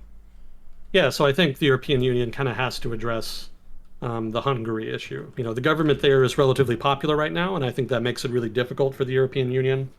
Because on the one hand, the European Union wants member states to be liberal democracies, but at the same time, it can't really force them to change their government entirely, because it's meant to be an organization of equals, right? It's meant to be member states all being on an even keel. And so, singling out one particular government and saying, we don't like what you're doing, so we demand that you change this, that, or the other is very awkward for the European Union to do. They don't really have the tools to do that. And it's all the more awkward when the government in question has popular support. So I think the European Union should be more forceful, but in so much as they want to avoid using coercion against a government with popular support, they're kind of waiting for Viktor Orban to kind of encounter political difficulties. So I think if the opposition could substantively displace Viktor Orban and his party by picking up enough seats in the legislature to kind of form a government, I think at that point the European Union would step in and very much encourage and work with that new government to try to undo some of the illiberal reforms that have been made thus far. But I think the European Union right now is just a little too gun-shy to do anything else. And it's unfortunate because it just puts them in that awkward position where they have to tolerate, in a liberal democracy like that kind of sometimes explicitly works against their interests in so much as it aligns with Russia or even with China. But for now, it's just kind of at a crossroads. So I would say that's probably one of their biggest problems right now. But other than that, the overall picture is relatively good. Weathered but not beaten, I guess, is how I would describe them at this point. So that's the general overview. As to far as where the European Union looks like it's heading, that's tricky because that requires forecasting the next 10, 20 years. And I don't think anybody has any clue what the hell is going to happen anywhere in the next 10 to 20 years. The current events are pretty wild right now, so it makes it very difficult to forecast. Yeah, that's a broader concept of asking about what's going to happen with an entity that doesn't exactly have a precedent in history. So the EU is such a large collection of nations that if we go back a few centuries, we're actively fighting each other constantly. And now they're allowing open travel and trade and stuff, and it's fairly easy for your standard person who's an EU citizen to work in one country versus another country. So yeah, where that's going to go moving forward, who the heck knows? Yeah, I think China is going to be a big part of that. So as far as where they're going, a big part of that, a part of where they end up going is going to be determined by how they want to deal with China. Because right now, China is exerting a lot of economic influence in the Balkans. They've been investing in the region. They've been allying, well, maybe not allying with, but at the very least supporting this, that, or the other political party in power. Serbia being a principal case in point. And so that's creating a lot of leverage for Beijing in Europe. And the European Union kind of needs to do something about it, strategically speaking, if it wants to retain influence in the region. Maybe they don't. Maybe they don't really care. Maybe they don't think the Balkans is really worth struggling for. But it's right on their doorstep. So if they kind of lose that, then the next logical step is direct influence into the rest of Europe, which is going to come with its own problems. So I think that's going to be an issue. And then also, in so much as China's economy is integrating with Europe's economy due to the construction and completion of not Trans-Siberian, but Eurasian rail lines, basically. One of the big projects that was part of the Belt and Road project on the part of the Chinese government was to try to create new infrastructure links between Europe and China across Eurasia. And that started to bear fruit. They created they finished a complete rail terminal somewhere in central Germany. I want to say it's in Stuttgart, but I might be misremembering. But they've started to displace, from what I've read anyway, Chinese producers of intermediate goods in the automotive market have started to displace Polish and other Eastern European producers of intermediate goods.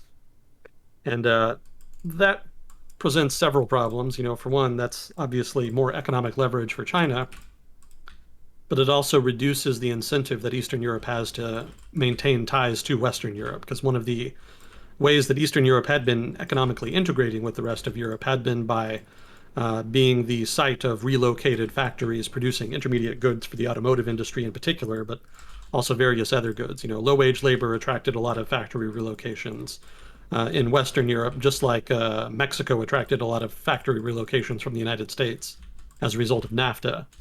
So there's a similar dynamic there. So that was a big boon for Eastern Europe's economy. But now that China is kind of picking up some of that market share, some of those economic linkages are weakening, and that could be a political problem in the far-flung future. So that's definitely an area where the European Union should also focus more. I'm not saying they should just cut off trade from China. Obviously it has its benefits, but it's going to exacerbate differences between Eastern Europe and Western Europe. So some management of the problem needs to be taken to try to address that issue. And there's also the problem of the German economy in particular being increasingly integrated with China's economy. I've been talking up to this point largely in terms of developing countries in Europe being subject to Chinese influence, but Chinese influence in Germany itself is starting to grow substantively, to the point where when the Biden administration tried to negotiate with European partners on a common China policy, the one major holdout was Germany, just because there's so much economically at stake for them in terms of potentially alienating the Chinese by joining a potential, pro-Western democratic bloc of countries that might try to have a common foreign policy there. So Germany is very much stuck in an awkward position because they don't want to lose all of that economic activity that they have with China, all of that trade. But at the same time, they're very much cognizant of the fact that, China is an authoritarian one-party state that does not have the best interests of the Atlantic Alliance or Europe at heart. They're very much looking to expand market share and expand influence that they can use to the detriment of this, that, or the other German influence, not least of which is human rights. So that's a difficult balancing act right now in Germany. I think in general, the consensus is that they want to try to have their cake and eat it too. They don't really want to come out with a visible China policy in general, one way or the other. They're trying to maintain a kind of strategic ambiguity, if you like.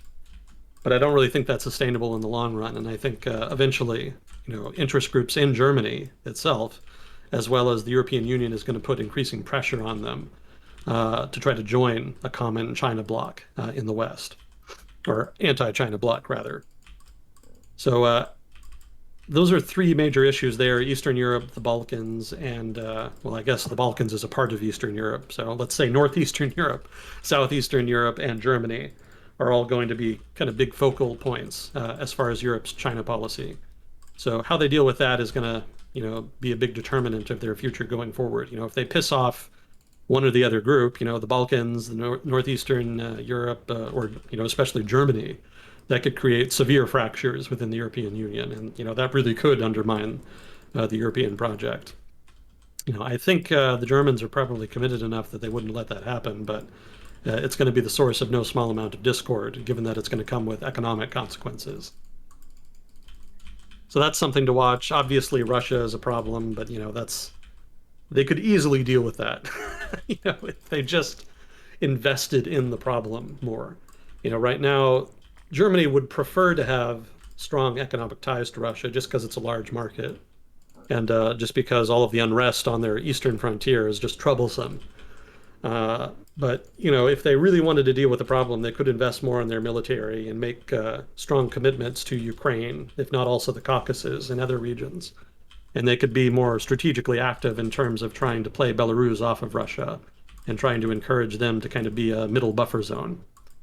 As is, the German government is not nearly so ambitious, and they're trying to kind of skate by doing the bare minimum, which they kind of can't do because they're the largest economy, so they have the largest economic influence. So, if they really wanted to leverage that economic influence, not only in terms of military power, but just in terms of trade links, they could really swing their weight around a lot and influence outcomes, but they really just haven't been. So right now, the implicit choice that Europe is making is that the Russia issue is not really important enough to fully invest in. They're willing to enact sanctions and whatnot, but the sanctions thus far have been relatively limited. Investment has definitely been curtailed and whatnot, but beyond that, there's definitely a lot more they could do if they really wanted to. So right now, they're just kind of hoping that the Russia issue kind of goes away of its own accord, and then they can negotiate the problem away without having to make too many more sacrifices. Probably not going to work, but in so much as that's a contradiction, in so much as Russia is more ambitious than Germany is willing to deal with them, that innate contradiction is going to result in some kind of change in policy in the future. Either Russia just gives up at some point, which seems unlikely, or the Germans are going to have to change their policy. And I do think it'll have to be the Germans. I don't think anybody else in the European Union really matters enough to really impact the Russia issue substantively. So that's something else to keep an eye on. And of course, just the economics of the European Union itself. I mean, one of the trends in the developed world generally has been the shift towards the gig economy, temporary work, and the general erosion of the viability of the established European welfare state, such as it's exists for the past several decades. Europe is used to having a strong welfare state, but you kind of need a strong, vibrant economy to pay for all that, and Europe's economy has not been particularly strong or vibrant over the past few decades. They got a nice tailwind with the introduction of China into the WTO, which was the catalyst for an immense amount of economic activity. Principally in Germany, but also in other parts of Europe. But that kind of tailwind is kind of running its course, and so Germany not Germany exclusively, but Europe in general, needs to figure out what they're going to do to generate the economic growth that they need to sustain their welfare states, such as they are. And that's an important objective because the welfare state in Europe is sort of the cornerstone of the social contract in Europe. They have an implicit understanding with the workforce and with just the casual voter in Europe that in exchange for the legitimacy of the government, basically, the regular people get a good welfare state. They don't have to worry, if they're going to lose their jobs. They don't have to worry about economic anxiety, etc. That's just a big part of what maintains political stability there. And right now, there's not really any clear plan to deal with that problem. It's obvious that there's any number of countries with debt problems in Europe, and that there's not sufficiently high economic growth to kind of maintain that social contract. So something's going to have to give eventually. Either they're going to have to introduce liberal economic reforms that scale down the welfare state. Well, not necessarily even scale down the welfare state. They could introduce liberal economic reforms that introduce more competitiveness into their economies, such that they generate more tax revenue to pay for the welfare state. Or alternatively, they scale down the welfare state in order to meet the tax revenue that's available. One way or the other, they're just going to have to make some kind of change, because right now the contradiction is just getting more and more difficult to ignore. So that's another thing to watch as far as the European Union's going forward, because right now everybody kind of recognizes that's a problem, but nobody agrees on how to deal with it. And the result is that you have this innate contradiction in European politics where people want change, but they don't want the kinds of change that would actually address the problem. Again, that principally being either reducing the welfare state or liberal economic reforms. Neither one of those are popular. But without doing those, it's not really clear how you can rejuvenate Europe, economically speaking. And so the result is you end up with bizarre politics, like Eric Zemmour in France, Marine Le Pen in France, uh, Alternative for Germany, in Germany, or the comedian in Italy, the Five-Star Movement led by the comedian guy. I forget his name, or the Northern League in Italy, also another example of that. So this sort of bizarre political symptoms, are manifestations basically of this inability to square the circle of the need to implement reform without the political support needed for reform. So I think that might well be the single biggest challenge that Europe is facing as far as the next 10 to 20 years. And how they deal with that, I think, is going to have a big impact on the viability of the European Union in general. So that's the biggest thing I would keep an eye on. But that's also like the least sexiest thing. Like nobody's invading anybody. You don't have like Viktor Orban, making grand proclamations about a liberal democracy and the need to fight for democracy on the part of Western Europe. Things like lower taxes or fewer regulations or just structural reform in general. That's not like a fun issue people talk about. So that's not the one a lot of people pay attention to. But that's really the one Europe should focus more on, because that's the one that would not only deal with a lot of their other underlying problems like populism, but it would also kind of rejuvenate the European states in the European Union such that they would be more able to exert influence in their near abroad, such that they wouldn't have to outsource their foreign policy to the United States or Turkey even, which they're increasingly doing. But anyway, all of that is very controversial. Yeah, that's the kind of thing that probably starts arguments in chat. But yeah, those are the things I would be paying attention to: economic reform, China, and Russia. Those are the ones I can think of off the top of my head anyway. There might be some others people in chat could list.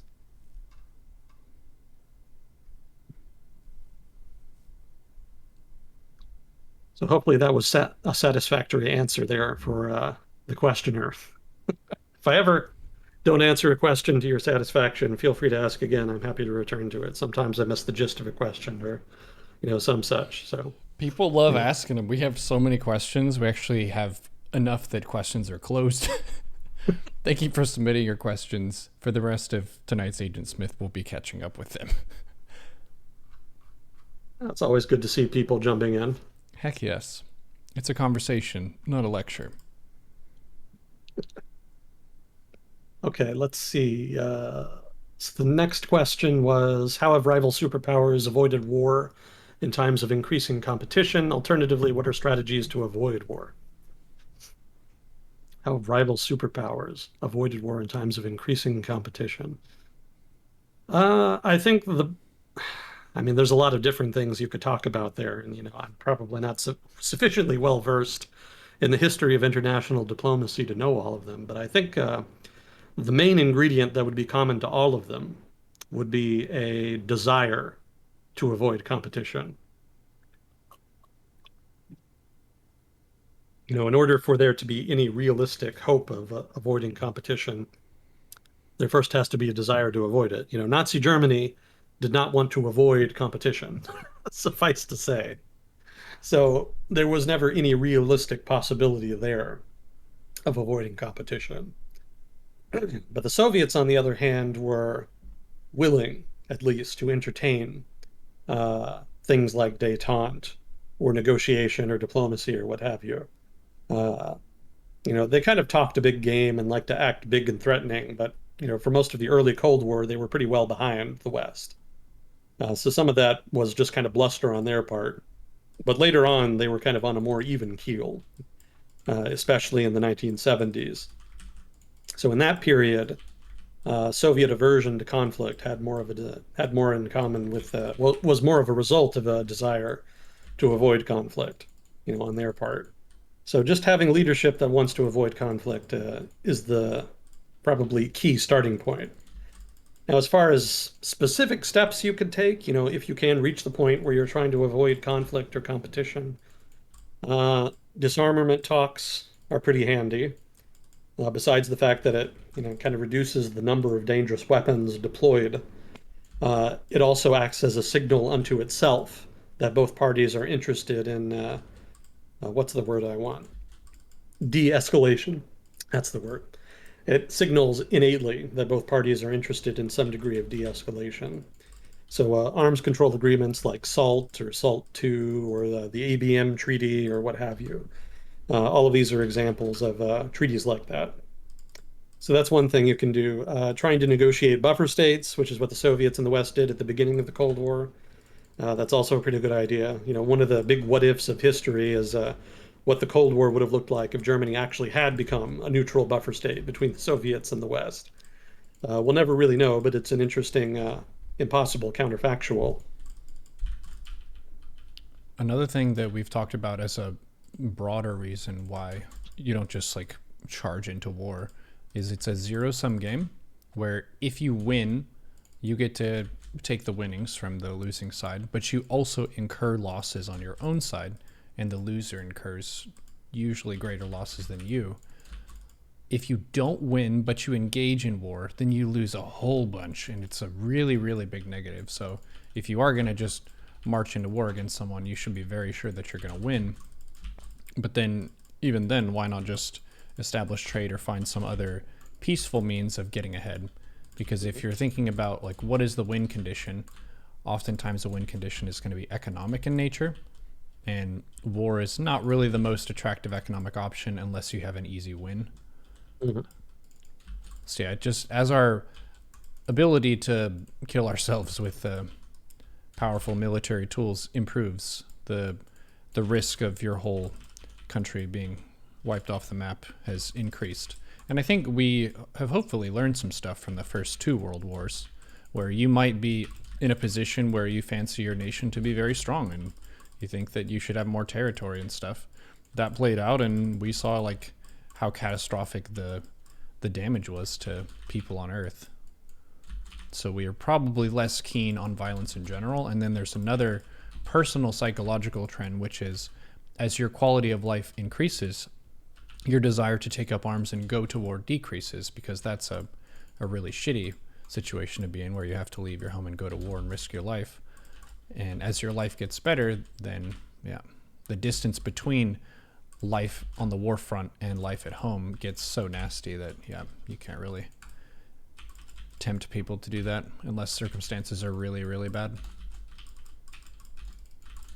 Yeah, trade is definitely a useful tool, and one of the ways that the European Union, for example, diffused tensions, historical tensions between member states, was by creating the single market. So states didn't have to worry. Well, states, I guess you could say, did have to worry about whether or not they might be invaded, but there was such an investment in each other's economies and such a dependency on each other's economies that there was a great disincentive there to do so. But also, the construction of NATO kind of played a part in that as well. That was sort of the security side. But certainly the construction of the single market was a major contributing factor to the establishment of peace in Europe, or at least Western Europe.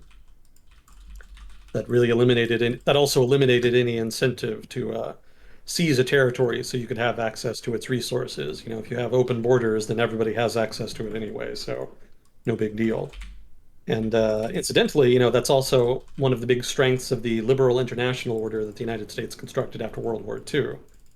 By creating a liberal order defined by free trade and openness, it disincentivized conquest, because there wasn't really much you could get from rivals that on the open. Well, there wasn't much you could get from rivals on the open market that you could get by conquest, or the other way. There wasn't anything you could get from conquest that you could get by way of trade. It was all just Instead of kind of sending in your whole army to kick their ass and win a war to get what you want, you could just offer something in the trade window. Hey, Exactly. if we want this from you, we can offer you this. Nobody needs to die. We can just exchange goods. Yeah. Yeah, and it worked, or at least it was working. The downside of open free trade is that it can cause some pretty significant economic disturbances in different countries as economies readjust to the new equilibrium. And if the political response to these subsequent disturbances is not sufficient, then you end up with what we have now, which is people who are very upset at everything and anything and don't really know what to do about it. But yeah, that's also a good point. Free trade, open borders, economic incentives are also good ways to deter competition and to incentivize cooperation.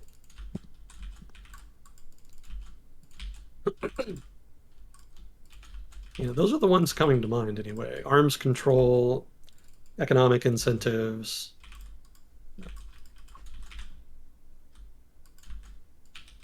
It's kind of tricky in a modern context. I was thinking more in terms of like Cold War competition and how the US and the Soviets managed their relationship. But in terms of competition between the United States and China, it's a little bit different, right? Because in the case of the US and China, we don't even really fully understand what competition means. Like everybody kind of has their own definition. Like some of the fringe people on the internet think that China's trying to take over the world. Mm-hmm. And so that's one definition of competition. It's like an old school push for control of this, that, or the other region. But then on the other end of the spectrum are people who have a much more narrow view of competition, which is more focused on just little things like, subsidies to this, that, or the other strategic industry. So that's a pretty broad spectrum between, industrial policy and trying to take over the world. So the fact that there is such a range of different impressions of what Sino-American competition even consists of itself represents a problem. Because if you don't even know what your competition is or what you're competing over, it's kind of hard then to come up with a plan by which to mitigate competition and ease tensions. So I think that's especially a problem for the United States. In China, what the people think doesn't matter. It's what the Communist Party thinks that matters. So for them, they have a very clear idea that what they want to do is to build up industries that will allow them to be self-sufficient and that will minimize foreign influence over their economy, such that they will not be subject to foreign pressure. But for the United States, there's nationalists that want to maximize American pressure and minimize foreign pressure on the economy. But then there's also liberal internationalists that want to try to force China to adhere to their agreements under the WTO. And, if they don't do so, then to try to punish them somehow to try to mitigate the advantages they glean from industrial policy. And, there's a range of other actors as well. There's realists that just want to punish China in general for being the obvious, only clear rival to the United States. And then there's also people that want to take a much softer line, that want to try to reach some kind of negotiated agreement. Even within the Trump administration, there was a lot of disagreement on what to do about China. In general, they wanted to put pressure on them, obviously, by way of the trade war, tariffs and whatnot. But there was a divide between, for example, the Treasury Department and the Commerce Department. And I can't entirely remember which was on which side, but basically the gist of it is that one side wanted maximum pressure on China, that they did not want to relax unless they gave maximal concessions, up to and including allowing American officials into China to directly observe the workings of Chinese institutions, which of course China was never going to agree to. But that was the sort of maximalist position they had. And then opposing them was a faction that wanted to try to put maximum pressure on China, but then they wanted to use that pressure just to get whatever kind of agreement was most possible and then turn around and reestablish trade. So, obviously, if you're taking a kind of zero-sum approach to competition with China, then the maximalist approach makes more sense. You're not going to trade with China unless and until they agree to an even playing field that benefits both sides equally, or maybe that benefits the United States disproportionately even. But on the other hand, if you're taking a more softer approach that has a more narrow definition of competition with China, then you're more interested in a compromise agreement. It makes more sense to apply pressure and then to try to meet them, halfway somewhere.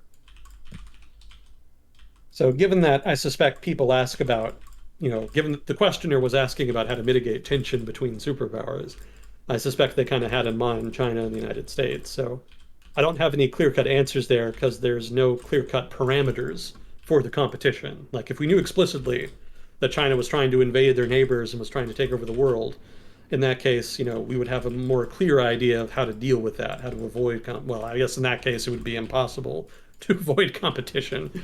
But if we had let's say, a better idea as to what China's ambitions were, it would be much easier to establish parameters of competition and in turn have a better idea of what kinds of steps could be taken to mitigate competition.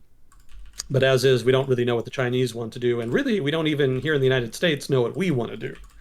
We don't, again, have a uniform definition of competition. And so until those issues are resolved substantively, at the very least on the part of the United States, there's probably not going to be anything more than token measures we can realistically take to mitigate competition. Right now we're kind of on autopilot.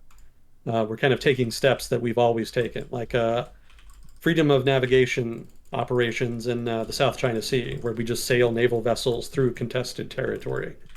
That's very much an old school Cold War type of approach.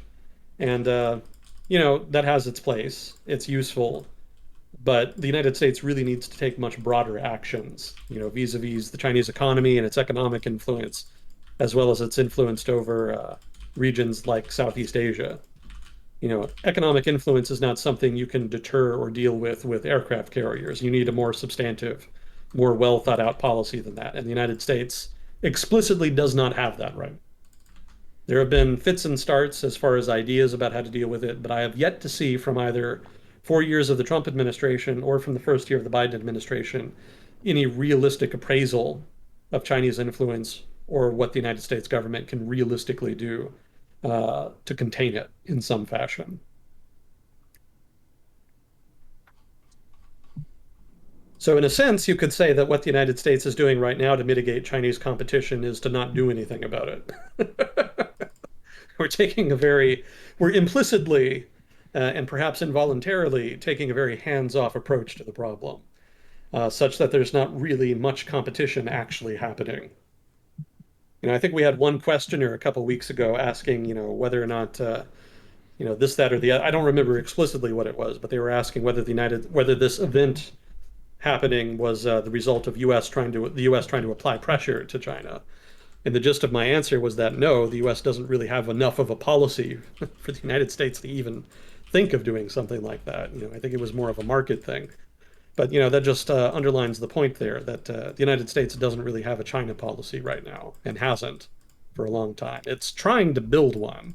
And to be fair, it's a devilishly difficult problem because there's just so much trade between China and the United States that just cutting all of it off, especially in the short term, would be very disruptive. And it may not even be entirely possible to cut all of it off since China can always redirect trade through third-party countries. So, if you did want to cut off trade, you would have to set up an arrangement with third-party countries in which they themselves would significantly mitigate or at least track Chinese trade. But those countries are not going to want to cut off trade entirely because for a lot of them, in fact, for most countries around the world, China trade is their main trade. China is their largest trade partner. The United States sometimes comes a close second or third or what have you, but nobody's really going to want to cut off trade with China just because the U.S. is concerned about it. So dealing with that problem diplomatically and reaching some kind of agreement by which everybody cooperates on China without cutting off all trade with China is probably going to be the inevitable equilibrium. But no American government thus far has, really dealt with that, certainly not in a mature way.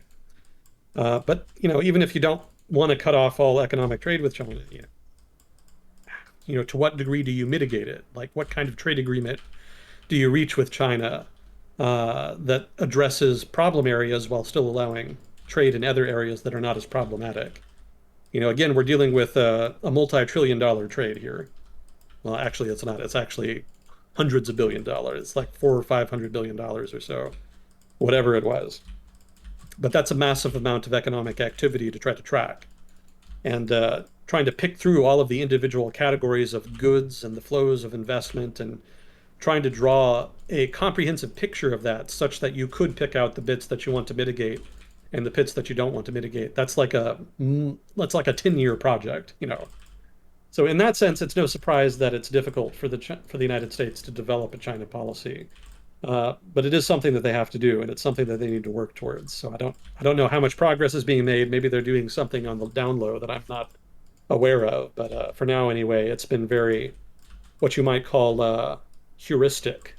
They're kind of dealing with individual flashpoints in the relationship as they come, rather than studying the relationship as a whole and trying to derive a well thought out long term plan. It's very much hit or miss right now, and very incremental in terms of how they deal with issues. So, long story short, I don't really know what the United States and China can do to mitigate the relationship, and neither do they, because they don't really know what the relationship is right now, or what the contours and boundaries are, or just anything. I guess I should point out that one of the common things I read when I read articles about what the United States and China should do about their relationship and do to mitigate tensions, the most common advice I read is that they need to establish boundaries.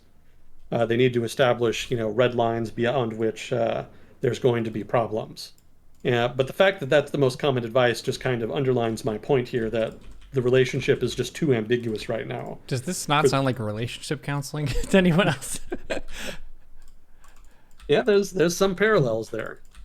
There's just not enough communication. They There's need not better enough. communication, better boundaries. Yeah, yeah, exactly. But I mean, it's an accurate analogy. They just don't know enough about each other's boundaries and what they want out of the relationship to know how to set parameters. And without those parameters, it's really hard to figure out what kinds of agreements are feasible and what they should be working towards. Negotiating directly with China as far as what the economic relationship should be, that's a step forward. The Biden administration has tried to do that. There was recently a statement released by nuclear powers that they needed to work on disarmament. So that's a step in the right direction. That included China. And the United States has been making inquiries to the Chinese about reaching some kind of arms agreement on nuclear weapons. So that's forward progress.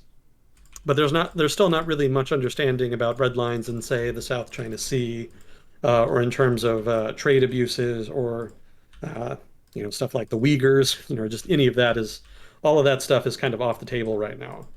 And it's in those areas where there's the most potential for a potential accident.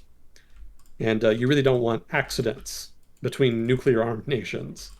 You really want to have everything be planned out in advance. If there is going to be an accident, you want to have it be in an area where they knew there could be an accident and have a plan in place to enact to try to deal with it. I guess this is a kind of a tangent here, but one of the stories my grandfather told me when he was alive had to do with a Tu-95 bomber, which, for those of you maybe not familiar with bombers, that's the big Soviet four-engine intercontinental bomber that they developed, basically to compete with the B-52. It was basically their equivalent of the B-52. They still use it. It's a really interesting plane. It's got a counter-rotating blades and a turbojet engine. It's pretty neat. Very loud, though. But anyway, hardware aside, one of the things that happened to him while he was serving in the Navy as a naval aviationist, which is to say, it's another way of saying he flew aircraft off of aircraft carriers. While he was deployed in the Vietnam War out in the East Asia, it was pretty common for the Soviets to send maritime bombers, which is to say maritime variants of the Tu-95, to go and basically watch aircraft carrier battle groups. They would just kind of come, do reconnaissance, keep an eye on them, etc. It was pretty normal, not unusual. And one day, one of these Tu-95s just crashed right into the ocean. And everybody on board was freaked out because they thought that the Russians were going to say that they had shot it down and that they were going to start World War III. So as it was, they just kind of went and rendered aid, and they repatriated them and whatnot, and everything was fine. But that just kind of illustrates the kind of shit that can happen. It's you need to have plans in place for weird contingencies like that so that nothing pops off accidentally. I guess I would be remiss here if I didn't also mention Able Archer. Able Archer was a big war game that was held in Western Europe by NATO countries in the early 1980s. And, the Soviets, for their part, broad swaths of the Soviet intelligence apparatus anyway, were just thoroughly convinced that the Reagan administration was using Able Archer as an excuse to build up forces in Western Europe as a prelude to an invasion. So they thought it was going to be World War III, and so they built up their forces in the Eastern Bloc in anticipation. Of course, the United States never had any intention of invading the Soviet Union. It really was just war games. But unbeknownst to the Westerners, the Soviets really took that threat seriously, and they actually came closer than they would have liked to World War III as a result. So again, communication is key. And right now, communication that is needed, of the sort that existed between the Soviets and the United States for much of the Cold War, especially in the later stages, the examples I gave notwithstanding, a lot of those mechanisms are not in place between China and the United States right now. And that really needs to change in future if they are to mitigate the possibility of conflict between them. So that itself would be a good way to try to manage the competition between them.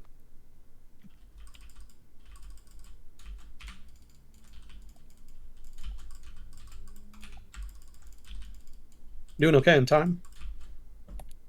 Yes, sir. Half hour. Half hour, okay. Let's see.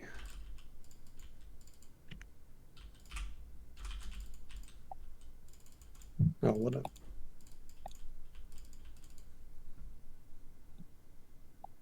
I think one of the people in chat was asking about the Schlieffen plan last week. Do you remember talking about that? Mm-hmm. Yeah, so I happened to be listening to a seminar about the Eastern Front in World War I because I'm a nerd. And there was a guy who actually started talking about that. Well, actually, it wasn't a seminar about the Eastern Front. I was listening to seminars about the Eastern Front, and then YouTube, through its algorithm alchemy, ended up sending me to another video, but this one was about World War I. But the speaker talked about the Schlieffen Plan and about how there's evidence that actually it never really existed. And when he started talking about that, I thought about that guy who was asking about it.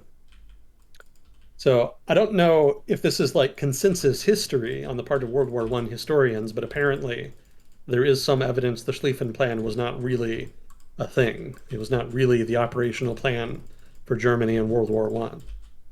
So I wanted to find it anyway.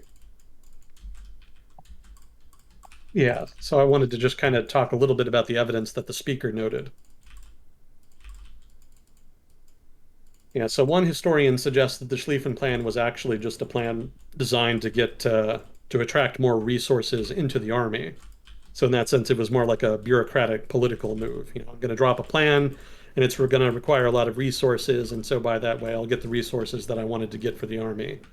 But in that sense, it wasn't really a plan that was ever meant to be implemented. It was just meant to be an excuse to get me more resources to the army. So that's sort of the alternative explanation here for the Schlieffen Plan. As far as actual evidence, let's see. So there was the fact that the plan was never actually tested. Normally when military leaders draw up a plan, they kind of war game it, they test it out, they stress test it. But the speaker asserts that this never really happened in Germany, which is unusual. Let's see. Also, the plan was based on a larger army than Germany actually ended up deploying, which suggests that maybe the plan wasn't really the actual plan there. One could counter-argue, of course, that just because they didn't resource to the plan doesn't mean they weren't following the plan. Obviously, you would prefer to fund a plan fully before you implement it. But of course, politicians or even military leaders are not always the most responsible in that regard. So sometimes you just have to go to war with the army you have rather than the one you want. So that could be the case here. But that said, the evidence the speaker cited here is the fact that the German army was not of the size that the plan would have required. So another piece of evidence here, the Schlieffen Plan was kept. Oh, sorry. The man who designed the plan was himself named Schlieffen, hence the name of the plan, Schlieffen Plan. And he actually took the plan with him after he retired, which is a little weird. You'd think if the plan was like a top secret important plan for the outbreak of war, then the German government would have kept that shit locked down thoroughly. But as was, apparently Schlieffen literally took the plans out of the building he worked at and just kept them at home, and even gave them to his daughters to look after in 1913. So those plans were not like secret plans, locked down in a safe somewhere. They were just kind of hanging around in this dude's house. They were more family heirloom plans. Yeah. Yeah, there you go. And let's see, apparently there was also some new documents here that suggest that the real plan was to just stabilize the Western Front rather than knock France out of the war. And then after the Western Front was stabilized, then they would redeploy forces east to deal with the Russia threat. So that's some new history there as far as primary sources. So that's all the evidence that he had listed in his talk, and it wasn't a talk about the Schlieffen Plan. It was just a talk about World War I in general. So he didn't spend a whole lot of time on this, but I went out of my way to take down the points here for the benefit of the questioner last week who was asking about the Schlieffen Plan. He may well have known about some of this history here, so I thought I'd convey some of this evidence here for their benefit, as well as the benefit of everybody listening.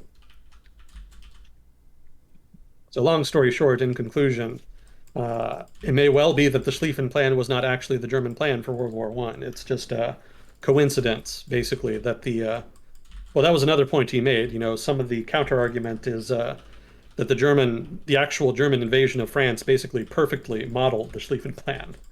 But the counter-argument there is basically that it was just a coincidence. The Germans invariably were going to invade France first, and they ended up being very successful, such that the flow of the battle ended up basically replicating the expected flow that the Schlieffen Plan recommended. But the argument here in the speech was a coincidence, basically.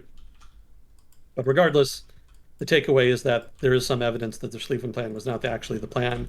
It doesn't necessarily matter that much because, again, the Germans basically ended up largely replicating it, either purposely or accidentally. So, everything kind of panned out very similarly, but not necessarily the plan there. So just throwing that out there for the historically minded of you.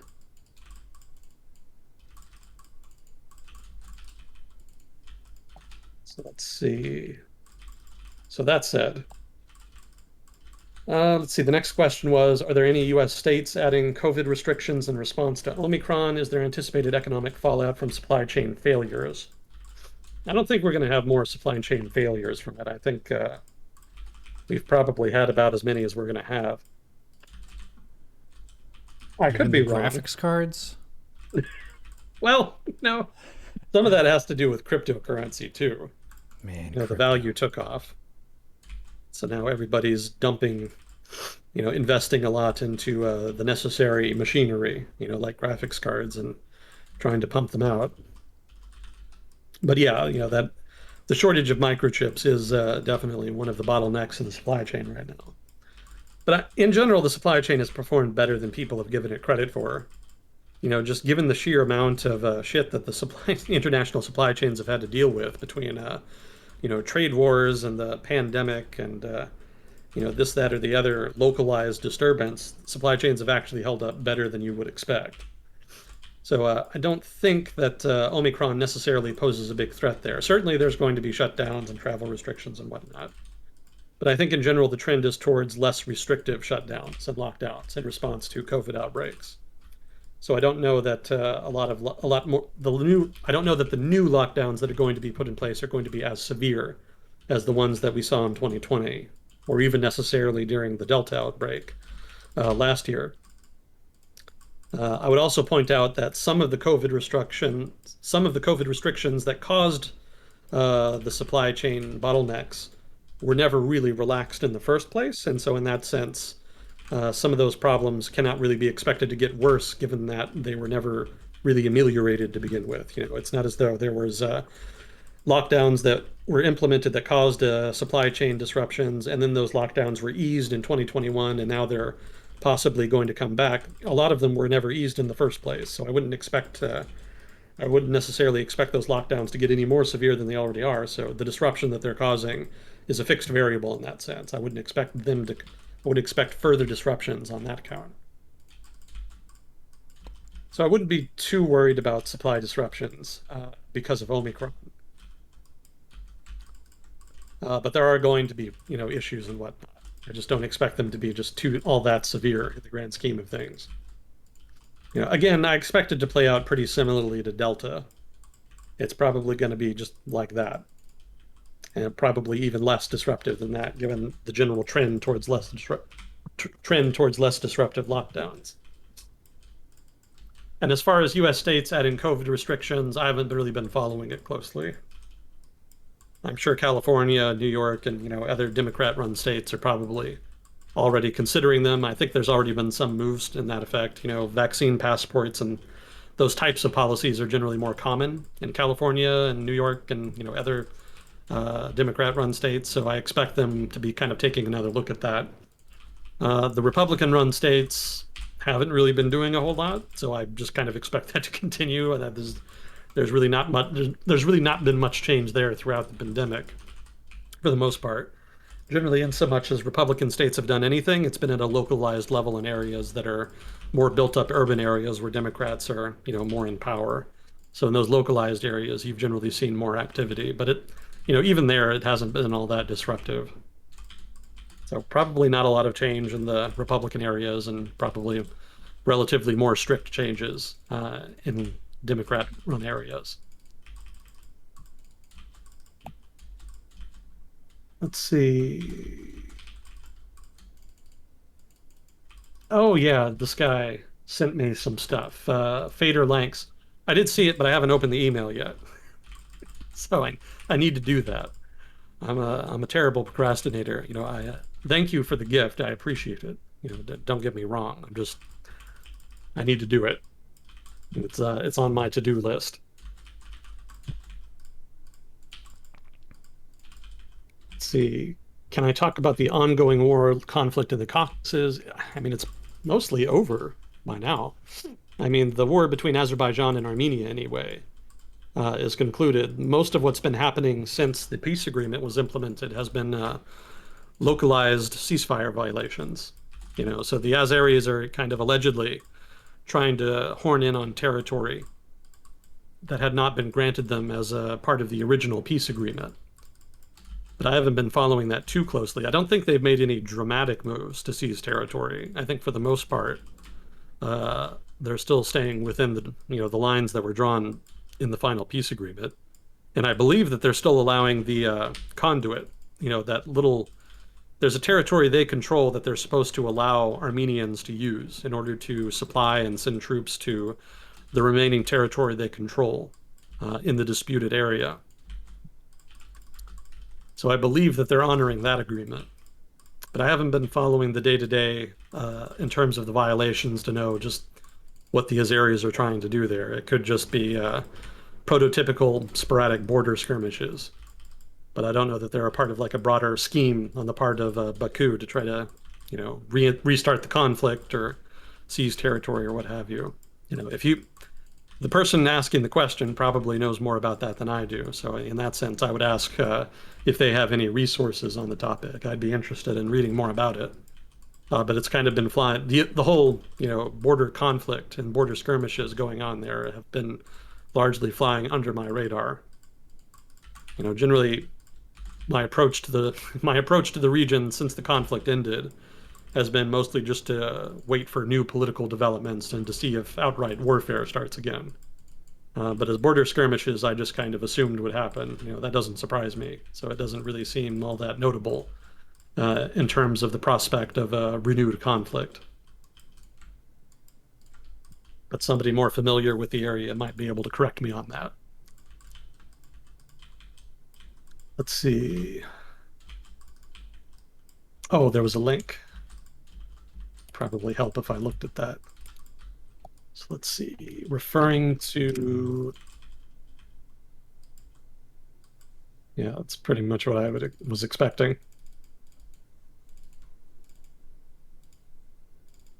Oh, okay. So it was more than just a border skirmish. Oh, but this is from September of last year. Yeah, if it was going to flare up again, then it would have done so by now. Yeah, I haven't heard about anything more recently than that.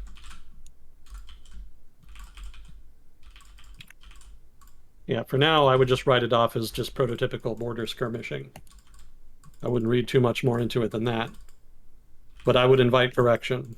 I'm not a regional expert, and the people who live there are going to know more about it. So feedback welcome and invited on that one.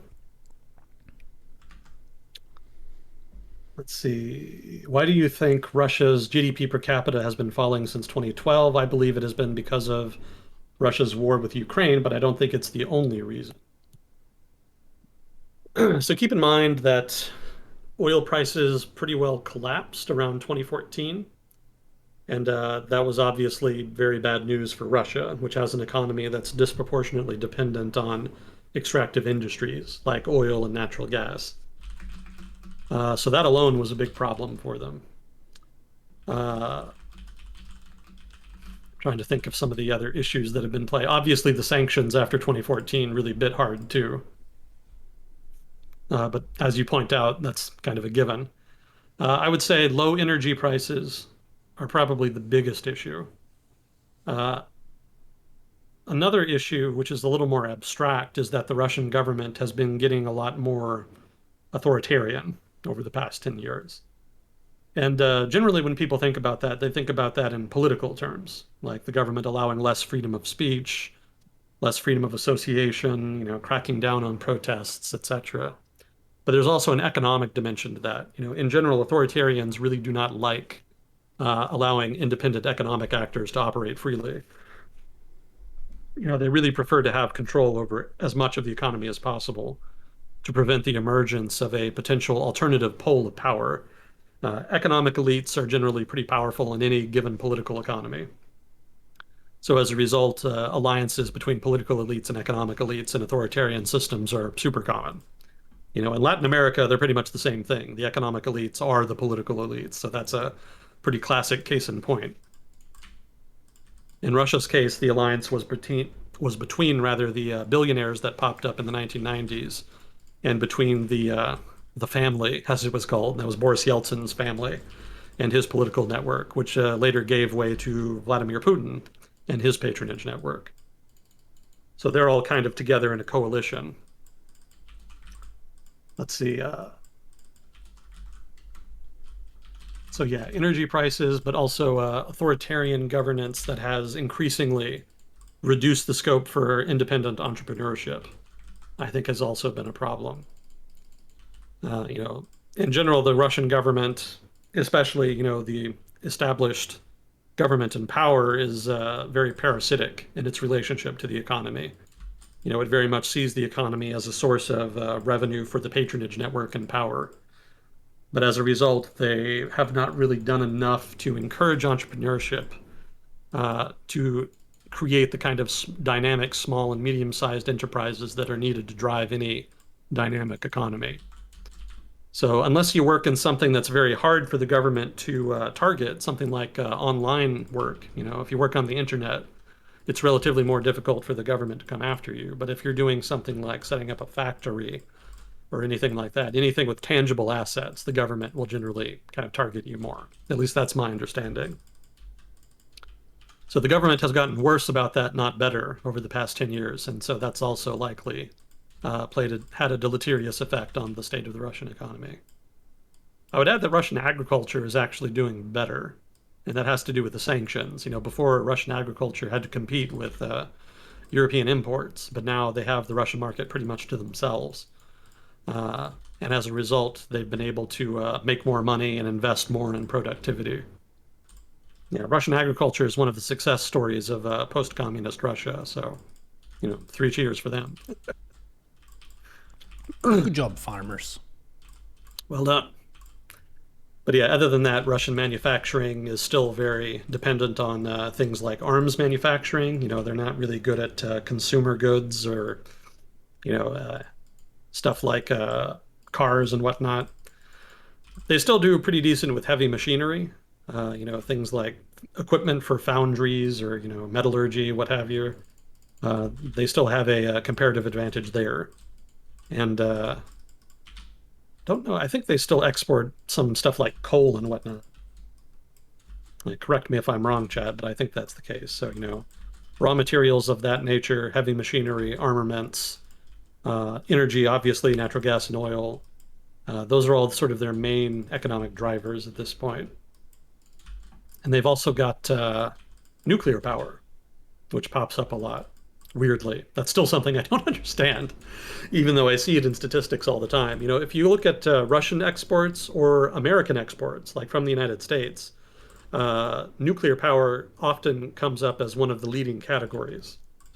But I don't really understand how that works entirely. It's something I need to read more about. I would guess something like uranium fuel rods for nuclear power plants in countries that don't have their own nuclear power, basically industry. Part of the non-proliferation treaty that, most governments around the world have signed basically prohibits them from developing their own nuclear industry in order to make sure that they don't try to use it to develop nuclear weapons. That's one of the things that Iran is in so much trouble for all the time. So as a result, the first countries to develop nuclear power often export a lot of equipment relevant to nuclear reactors. But at the same time, I kind of wonder whether or not those kinds of exports are really enough to be so high on the list of exports. Like, I don't understand how that works. I wouldn't think it would be like a high volume business. I guess it could be a high value business, but even there, you would need an immense profit margin to make it appear that high on the list. So it always just surprises me. I guess there must be more to it that I just don't understand. There must be more to it than just uranium fuel rods. It could be maybe transmission of electricity or maybe construction materials for actual nuclear reactors or something. But regardless, the point here is that Russia is a leading exporter of nuclear materials. And as a result, that can be considered a core economic driver as well. But you can kind of see how it's relatively energy intensive or military intensive in the case of armaments. So in that sense, the downturn has to do with sanctions from the West, collapsing energy prices, as well as diplomatic problems. Russia in general lost Ukraine, for example, which was a significant export market for armaments. China's a little wobbly. China imports a lot of military equipment from Russia, but they're also trying to develop their own arms industry so that they can be self-sufficient. So that's not really a reliable market in the long term. It's actually even worse for the Russians because the Chinese are not really shy about copying Russian equipment where they feel like it. So that's a kind of another long-term problem the Russians are having. They're sufficiently focused on the short term that they don't complain about it too much. They kind of need the revenue now. So they kind of just let it slide because they don't really have much choice there. But in the long term, that's going to eventually bite them. Once the Chinese eventually do start, selling on the export market their own equivalent equipment.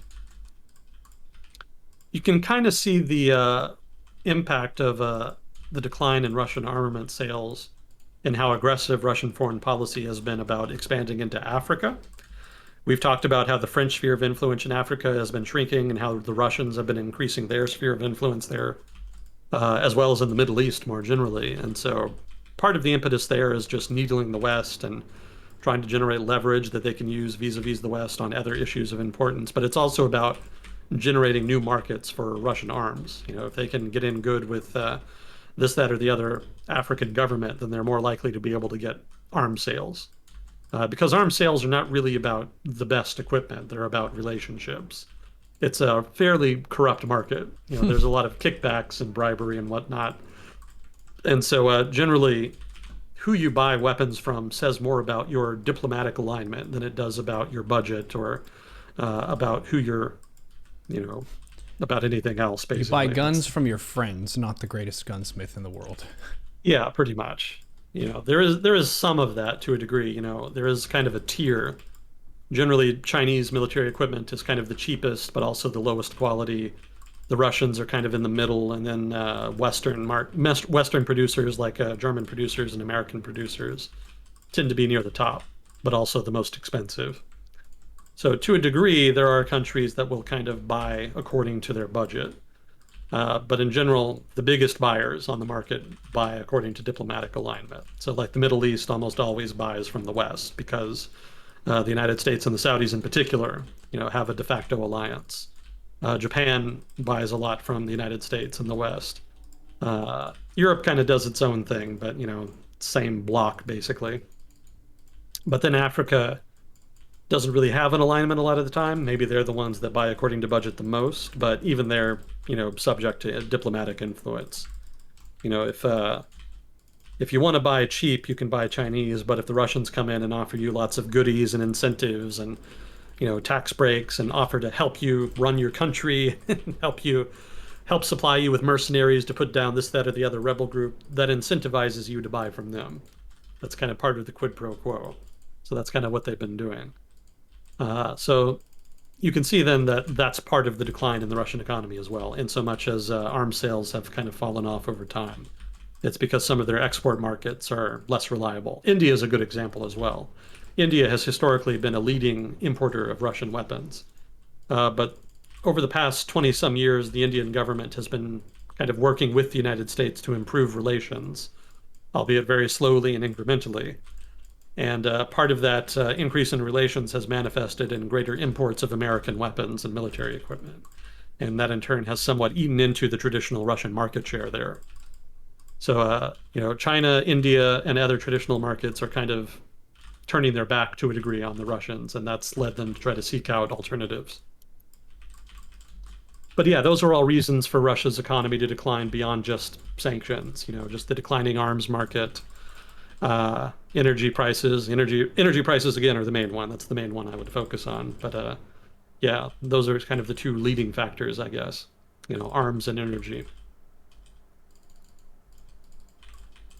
That is to say, the two leading factors beyond just sanctions. Sanctions themselves have had an impact on the export of Russian agricultural goods. I would point out that the Russians themselves actually put export restrictions on their export of food.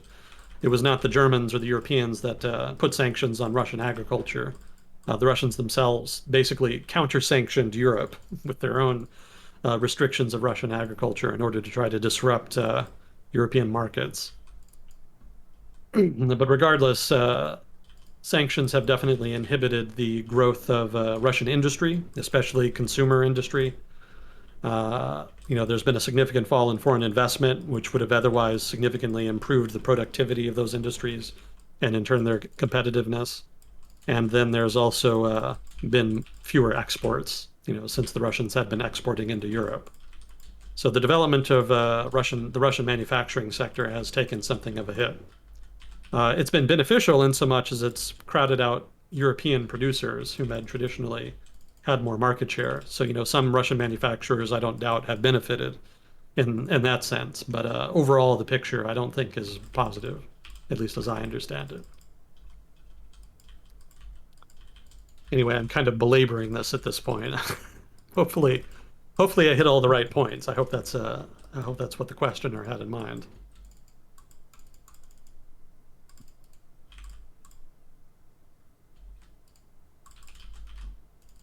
Let's see. What is the likelihood of Russia trying to invade Ukraine for its resources? And if they do, would Russia have any allies like China, North Korea, Pakistan, etc.? I think the likelihood is relatively low. I think the sanctions regime against Russia could be much worse than it is. And so I think that's going to be a big deterrent. And also, I think they can get most of what they want through diplomacy. Again, I think the most likely outcome is either a neutral Ukraine or a Ukraine a-la 1990s, basically. And I think those would be relatively acceptable outcomes for Moscow. I could be wrong. Maybe there's just crazy hawks in charge of Russia at this point, and maybe they really want to go all out and just reconquer Ukraine. But I don't think so at this point, anyway. At least that's not my impression.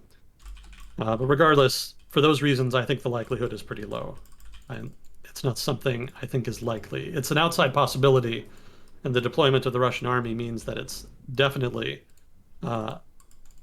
possible. I guess that's redundant. It's a possibility, but yeah, that's evidence in favor of an invasion. But I think it's mostly posturing, and it's not like it's the first time they've done that. Earlier in 2021, they pretty much did the same thing. So I think it's more of a diplomatic tool at this point than it is a signature of a more aggressive foreign policy on the part of Moscow. So let's see. That said, if they do, would Russia have any allies? No, I don't think so. And I don't think they would really need them. I think they could probably handle Ukraine by themselves. Pakistan is not a Russian ally for sure. I'm sure they would like to be more aligned with them, and Pakistan is actually one of the countries the Russians have targeted as a potential customer, for greater arms sales, since they're kind of increasingly estranged from their traditional supplier of weapons, that being the United States, for obvious reasons. But I don't think Pakistan is so invested in the relationship they would want to ally with them. North Korea is just batshit crazy and doesn't really ally with anybody. They just kind of do their own thing there. China does not so much ally with North Korea as they do tolerate them.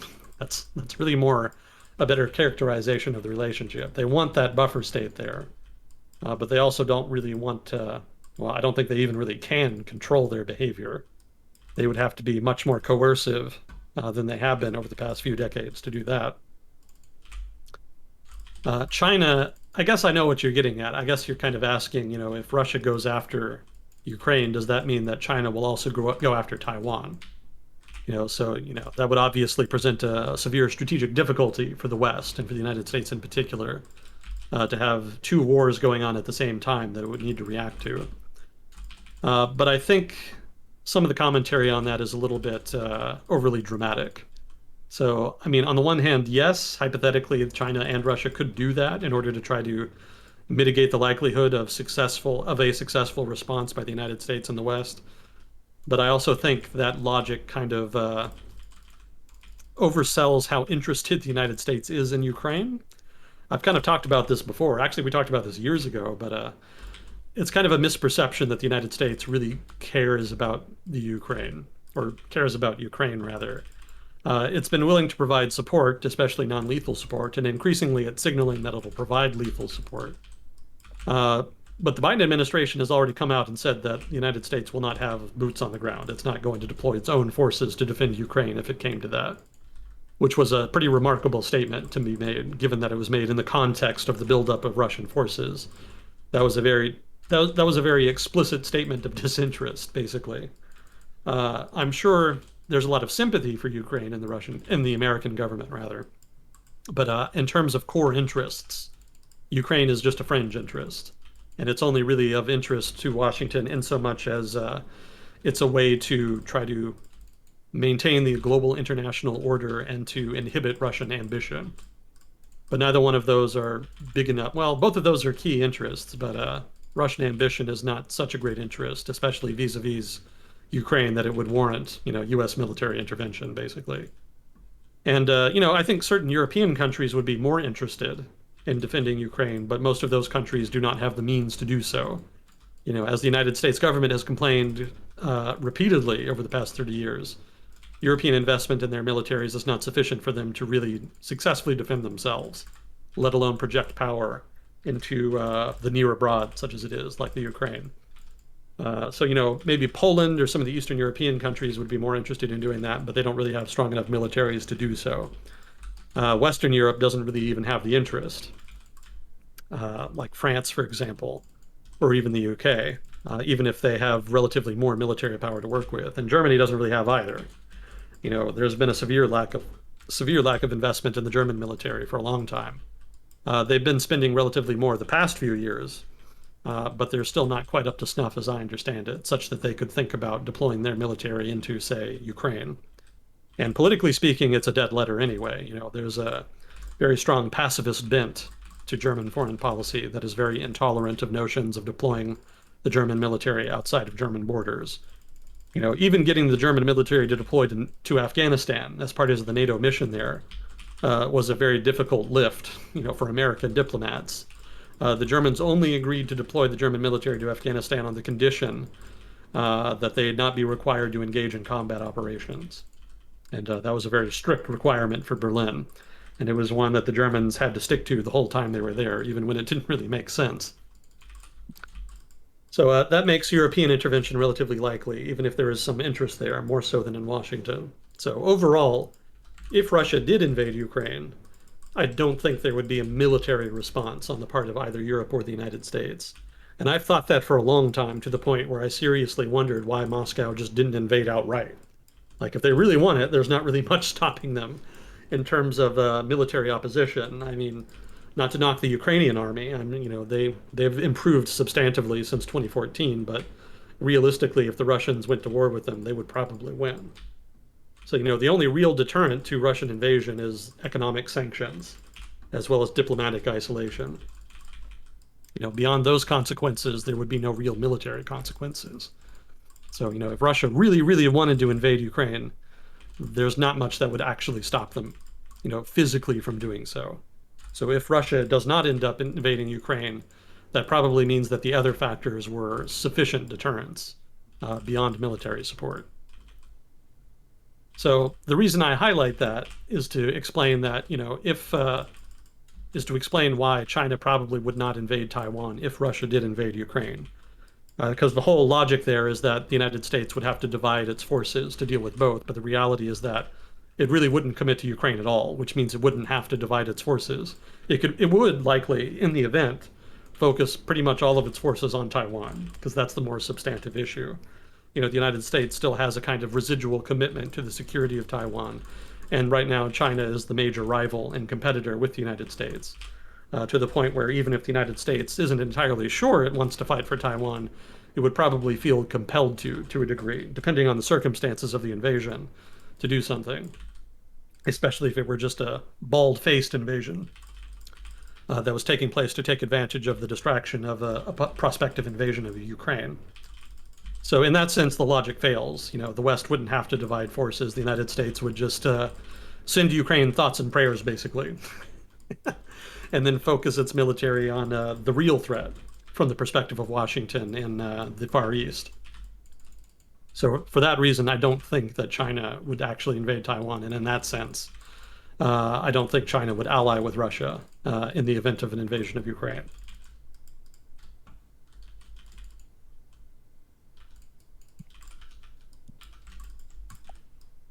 Ooh, let's see. How are we doing? Got a bit left. I'm in a match, but we can wrap at the end of this one. Okay. Is the pro-Ukrainian area like Crimea due to Russification or just linguistics? So here's the thing. Eastern Ukraine was conquered by Russia in I want to say the late 1600s. And when they did that, they actually sent a whole bunch of Russians to settle it. So it's not as though Eastern Ukraine is Russified former Ukrainians. Most of the population, certainly in the Russian populated regions, are descended from Russian settlers that came there hundreds of years ago. So in that sense, it's not really Russification per se that has resulted in large pockets of Russians in Ukraine. A lot of them actually were just descended from Russian families that migrated there. They used to call it New Russia, I think back in the 1700s. That was more when Catherine the Great was conquering the Khanate of Crimea and pushing the Turks out of the Caucasus. That whole region, in that sense, is relatively new, historically speaking, to Russia. Before it had been pretty thoroughly Turkic. But once the Turks were expelled and the Russians conquered it, they sent in a bunch of settlers. So southern Ukraine, the coastal region, and eastern Ukraine is more ethnically Russian for those reasons, for the historical factors. Western Ukraine and northern Ukraine is sort of more the heartland of the actual ethnic Ukrainians. So let's see. And Crimea has never really been pro. I kind of wonder if you didn't misword the question here. The question would make more sense if they said, is the pro-Russian area like Crimea due to Russification or just linguistics? Because Crimea is not pro-Ukrainian, for sure. They're definitely pro-Russian. That's the result of settlement of the kind that I just mentioned, but it's also the result of Russia's major naval base in the Black Sea being located there, which has resulted not only in a large number of Russian military personnel being located there, but also Russian military personnel retiring there. If you guys have ever been around cities with large numbers of military bases or military personnel in them, a lot of the times the people who work in them will retire there and stay there, such that the population that has ties to the military is even larger than the number of people actually working on the base. Military retirees are a pretty significant group in and of their own right in a lot of places like this. And Sevastopol in Crimea is a good example of that. There's a lot of Russians who do not work on base there, who are descended from people who used to, and that's another significant source of ethnic Russians in Crimea. So, I guess as the question is worded, I would be confused because Crimea is not pro-Ukrainian. But if I reword the question to say, why are the pro-Russian areas due to Russification or just linguistics? It's a little bit of both. Well, again, it's not so much Russification, just a lot of places are just inherently ethnically Russian. But there was a lot of Russification that happened over the course of the Russian Empire and the Soviet Union. Because if you wanted to get educated, especially if you wanted higher education, you pretty much always had to speak Russian, since upper education was almost always in the Russian language. So a certain amount of Russification is responsible there. Also, economic ties as well, I would point out. Like I was saying earlier, a lot of Ukrainian heavy industry, which, again, Eastern Ukraine has lots of heavy industry. It was one of the big centers of Soviet industry. A lot of that originally was tied up in Russian supply chains. A lot of their markets and buyers and whatnot were in Russia.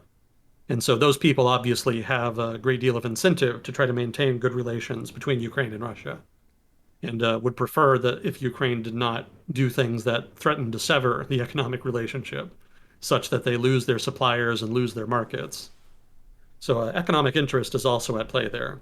But that kind of ties in with demography too, because again, when the Soviets were industrializing Eastern Ukraine and building up all that heavy industry, a lot of the workers that worked in those industries were brought in from other areas. And as a result, most of the people in those areas are ethnically Russian in origin. So there's kind of a connection there between ethnicity and economic interest. Generally, the built-up industrialized areas have more of an interest in maintaining good relations with Russia, and because of historical reasons, those are also the ethnically Russian areas. And being ethnically Russian, they kind of have an innate sympathy, basically, for the motherland. Now, that's not to say that everybody who's ethnically Russian in Ukraine inherently sides with Russia and against the Ukrainian government. There's actually a fair number that do the opposite. It's just that in general, ethnic Russians have kind of long-running tensions with Western Ukrainians over things like NATO or European Union policy or what have you. Stuff like that tends to be more controversial. But other people who are less, other ethnic Russians who are not as, do not have their economic interests as vested in the heavy machinery and other traditional industrial areas in Eastern Ukraine, the ones who are more, have more of their income derived from things like technology or other more modern industries that have cropped up in Kiev or other places in Ukraine. They generally have less vested interest, and in general, they tend to be more critical of Moscow and more favorable to Kiev and to the Euromaidan revolution, for that matter. So it's kind of a mixed bag. I remember back during the whole Crimea imbroglio, back during 2014, there were some Russian-speaking units, volunteers, who joined the Ukrainian military to fight against the Russian military and the separatists in eastern Ukraine. So, it's not as though all Russians are just a single bloc. There is some diversity there. In general, they prefer Moscow, but there's plenty of others who don't. So I hope I'm kind of untangling the question there. I would ask for some elaboration, I guess. Nice comment in chat. Oh my, came for the StarCraft, stayed for the Western perspective about my home region. You can be sure that we don't have everything correct then, because it's very far from home. But if you have anything to add, correct, weigh in, this is going to be on YouTube, and you can leave a nice comment. Well, it doesn't have to be nice. We've got plenty of others that haven't been, but we got a wild one after last week's episode. Last week's episode, we covered Russia. We covered the regions within it. We even talked about South America a good deal. We talked about French Canada. And this person was big mad about the January 6th event, and they had very strong opinions about it, as though our whole segment last week was just about that. And Agent Smith's clearly politically slanted perspectives on that. Yeah, that almost read like copy pasta. I thought it was at first. My initial reply to it was, "Is this a copy pasta or are you for real?" Because honestly, I couldn't tell. If it was a copy pasta, it was pretty dank.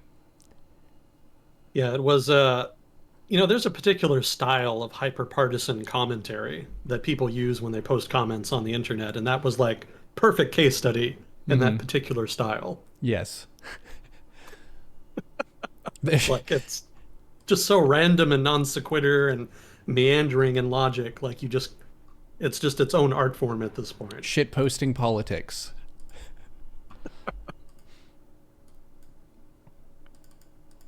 But yes, in general, we encourage nice comments. But if there is something you're genuinely upset by, we appreciate feedback of all varieties. Oh, let's see. Oh yeah, so I was talking about Ukraine. So yeah, that's in general, that's kind of my impression of where pro-Russian sentiment kind of stems from. Again, I'm a little confused about the question, and if they want to elaborate, I'm happy to return to it, but that was my reading anyway.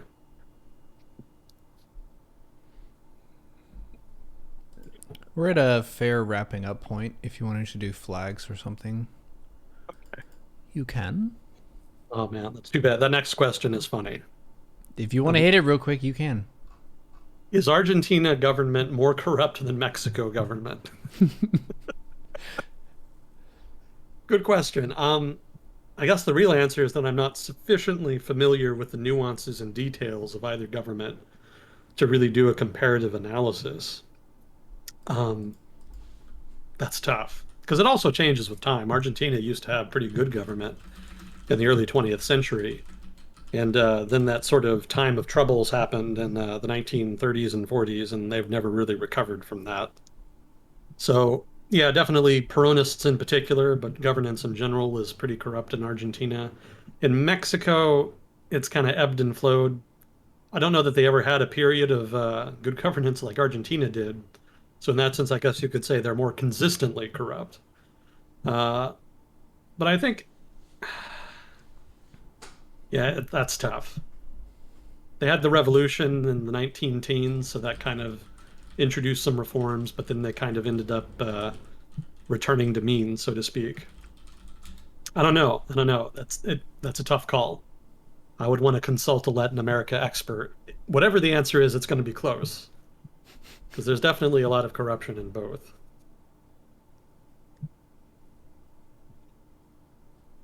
Please answer in number of corrupt politicians as the unit of corruption. That's one metric anyway. Let's see. Oh, we had somebody from India listening. This must be the guy from Kashmir.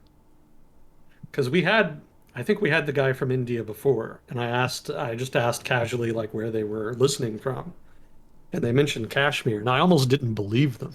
I was like, because I remember thinking, well, they must be from one of the more developed parts of India. They must be from like Gujarat or Maharashtra or something.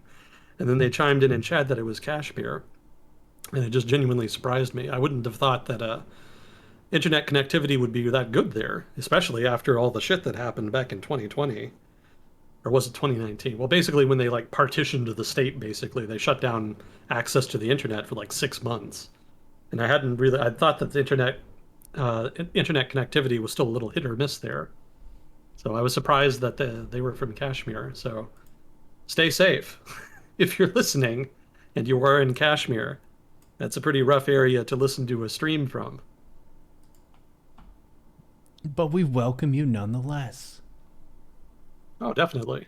It's always cool to have people from interesting places listen in. Let's see, one from Israel. There's actually a lot of diversity today. Kenya. Wow. I think that's the first time I've seen Kenya on here. What's up? I guess the question for the person from Kenya I would have, and you don't have to answer, but I'm just curious, are you an expat? Are you an actual Kenyan? Because the flags here just represent where people are. It doesn't actually represent like ethnicity or background or anything. Mm-hmm. See Romania, some of the usual suspects. Singapore, I think. No, we haven't gotten Singapore a lot on here. Singapore has a pretty solid block in the StarCraft scene, and we got a raid from a South Korean streamer during tonight's Agent Smith. Oh, cool. Let's see. Mr. Curacao is back. That flag always catches my eye because it's so unusual. I guess it's not necessarily unusual per se, but I'm always surprised to see it because it's such a small territory. Nairobi, Kenya, it says in chat. Yeah, I apologize if I'm mispronouncing it. I always want to say Curacao because that's how I always called it when I was a kid. But I think it is pronounced something like Curacao or something.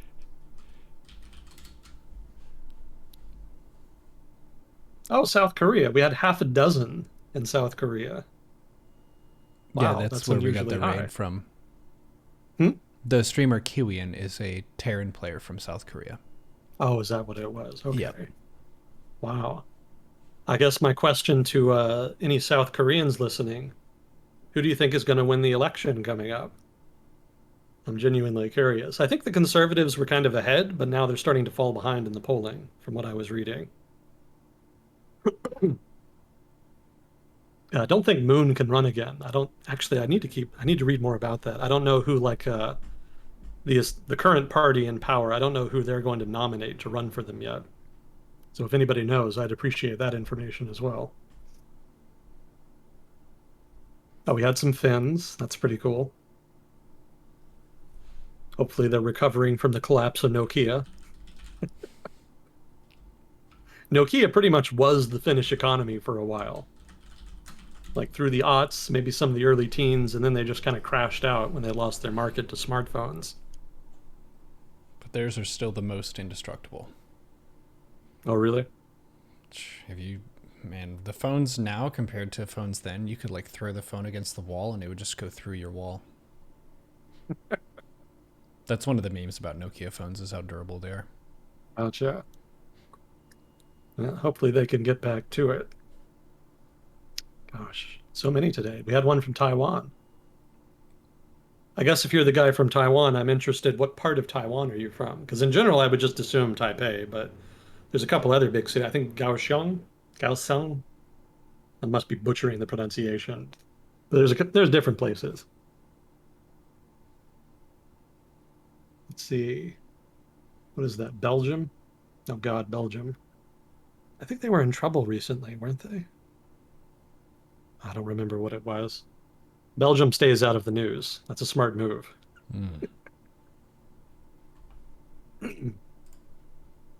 Couple Swiss. It's always welcome. Hopefully Eche Fatum is doing well. Mm-hmm. Oh, Chile. Oh, that's cool. Couple of Russians. Hopefully they're not too angry at me. I try to do Russia justice. I actually like the country. But, when you're talking about controversial stuff, it's easy to aggravate people. Taiwanese viewers from Taichung, middle part of Taiwan. Oh, wow. Oh, that's pretty cool. See, I like learning about places I've never heard of before. I'll have to read about that later.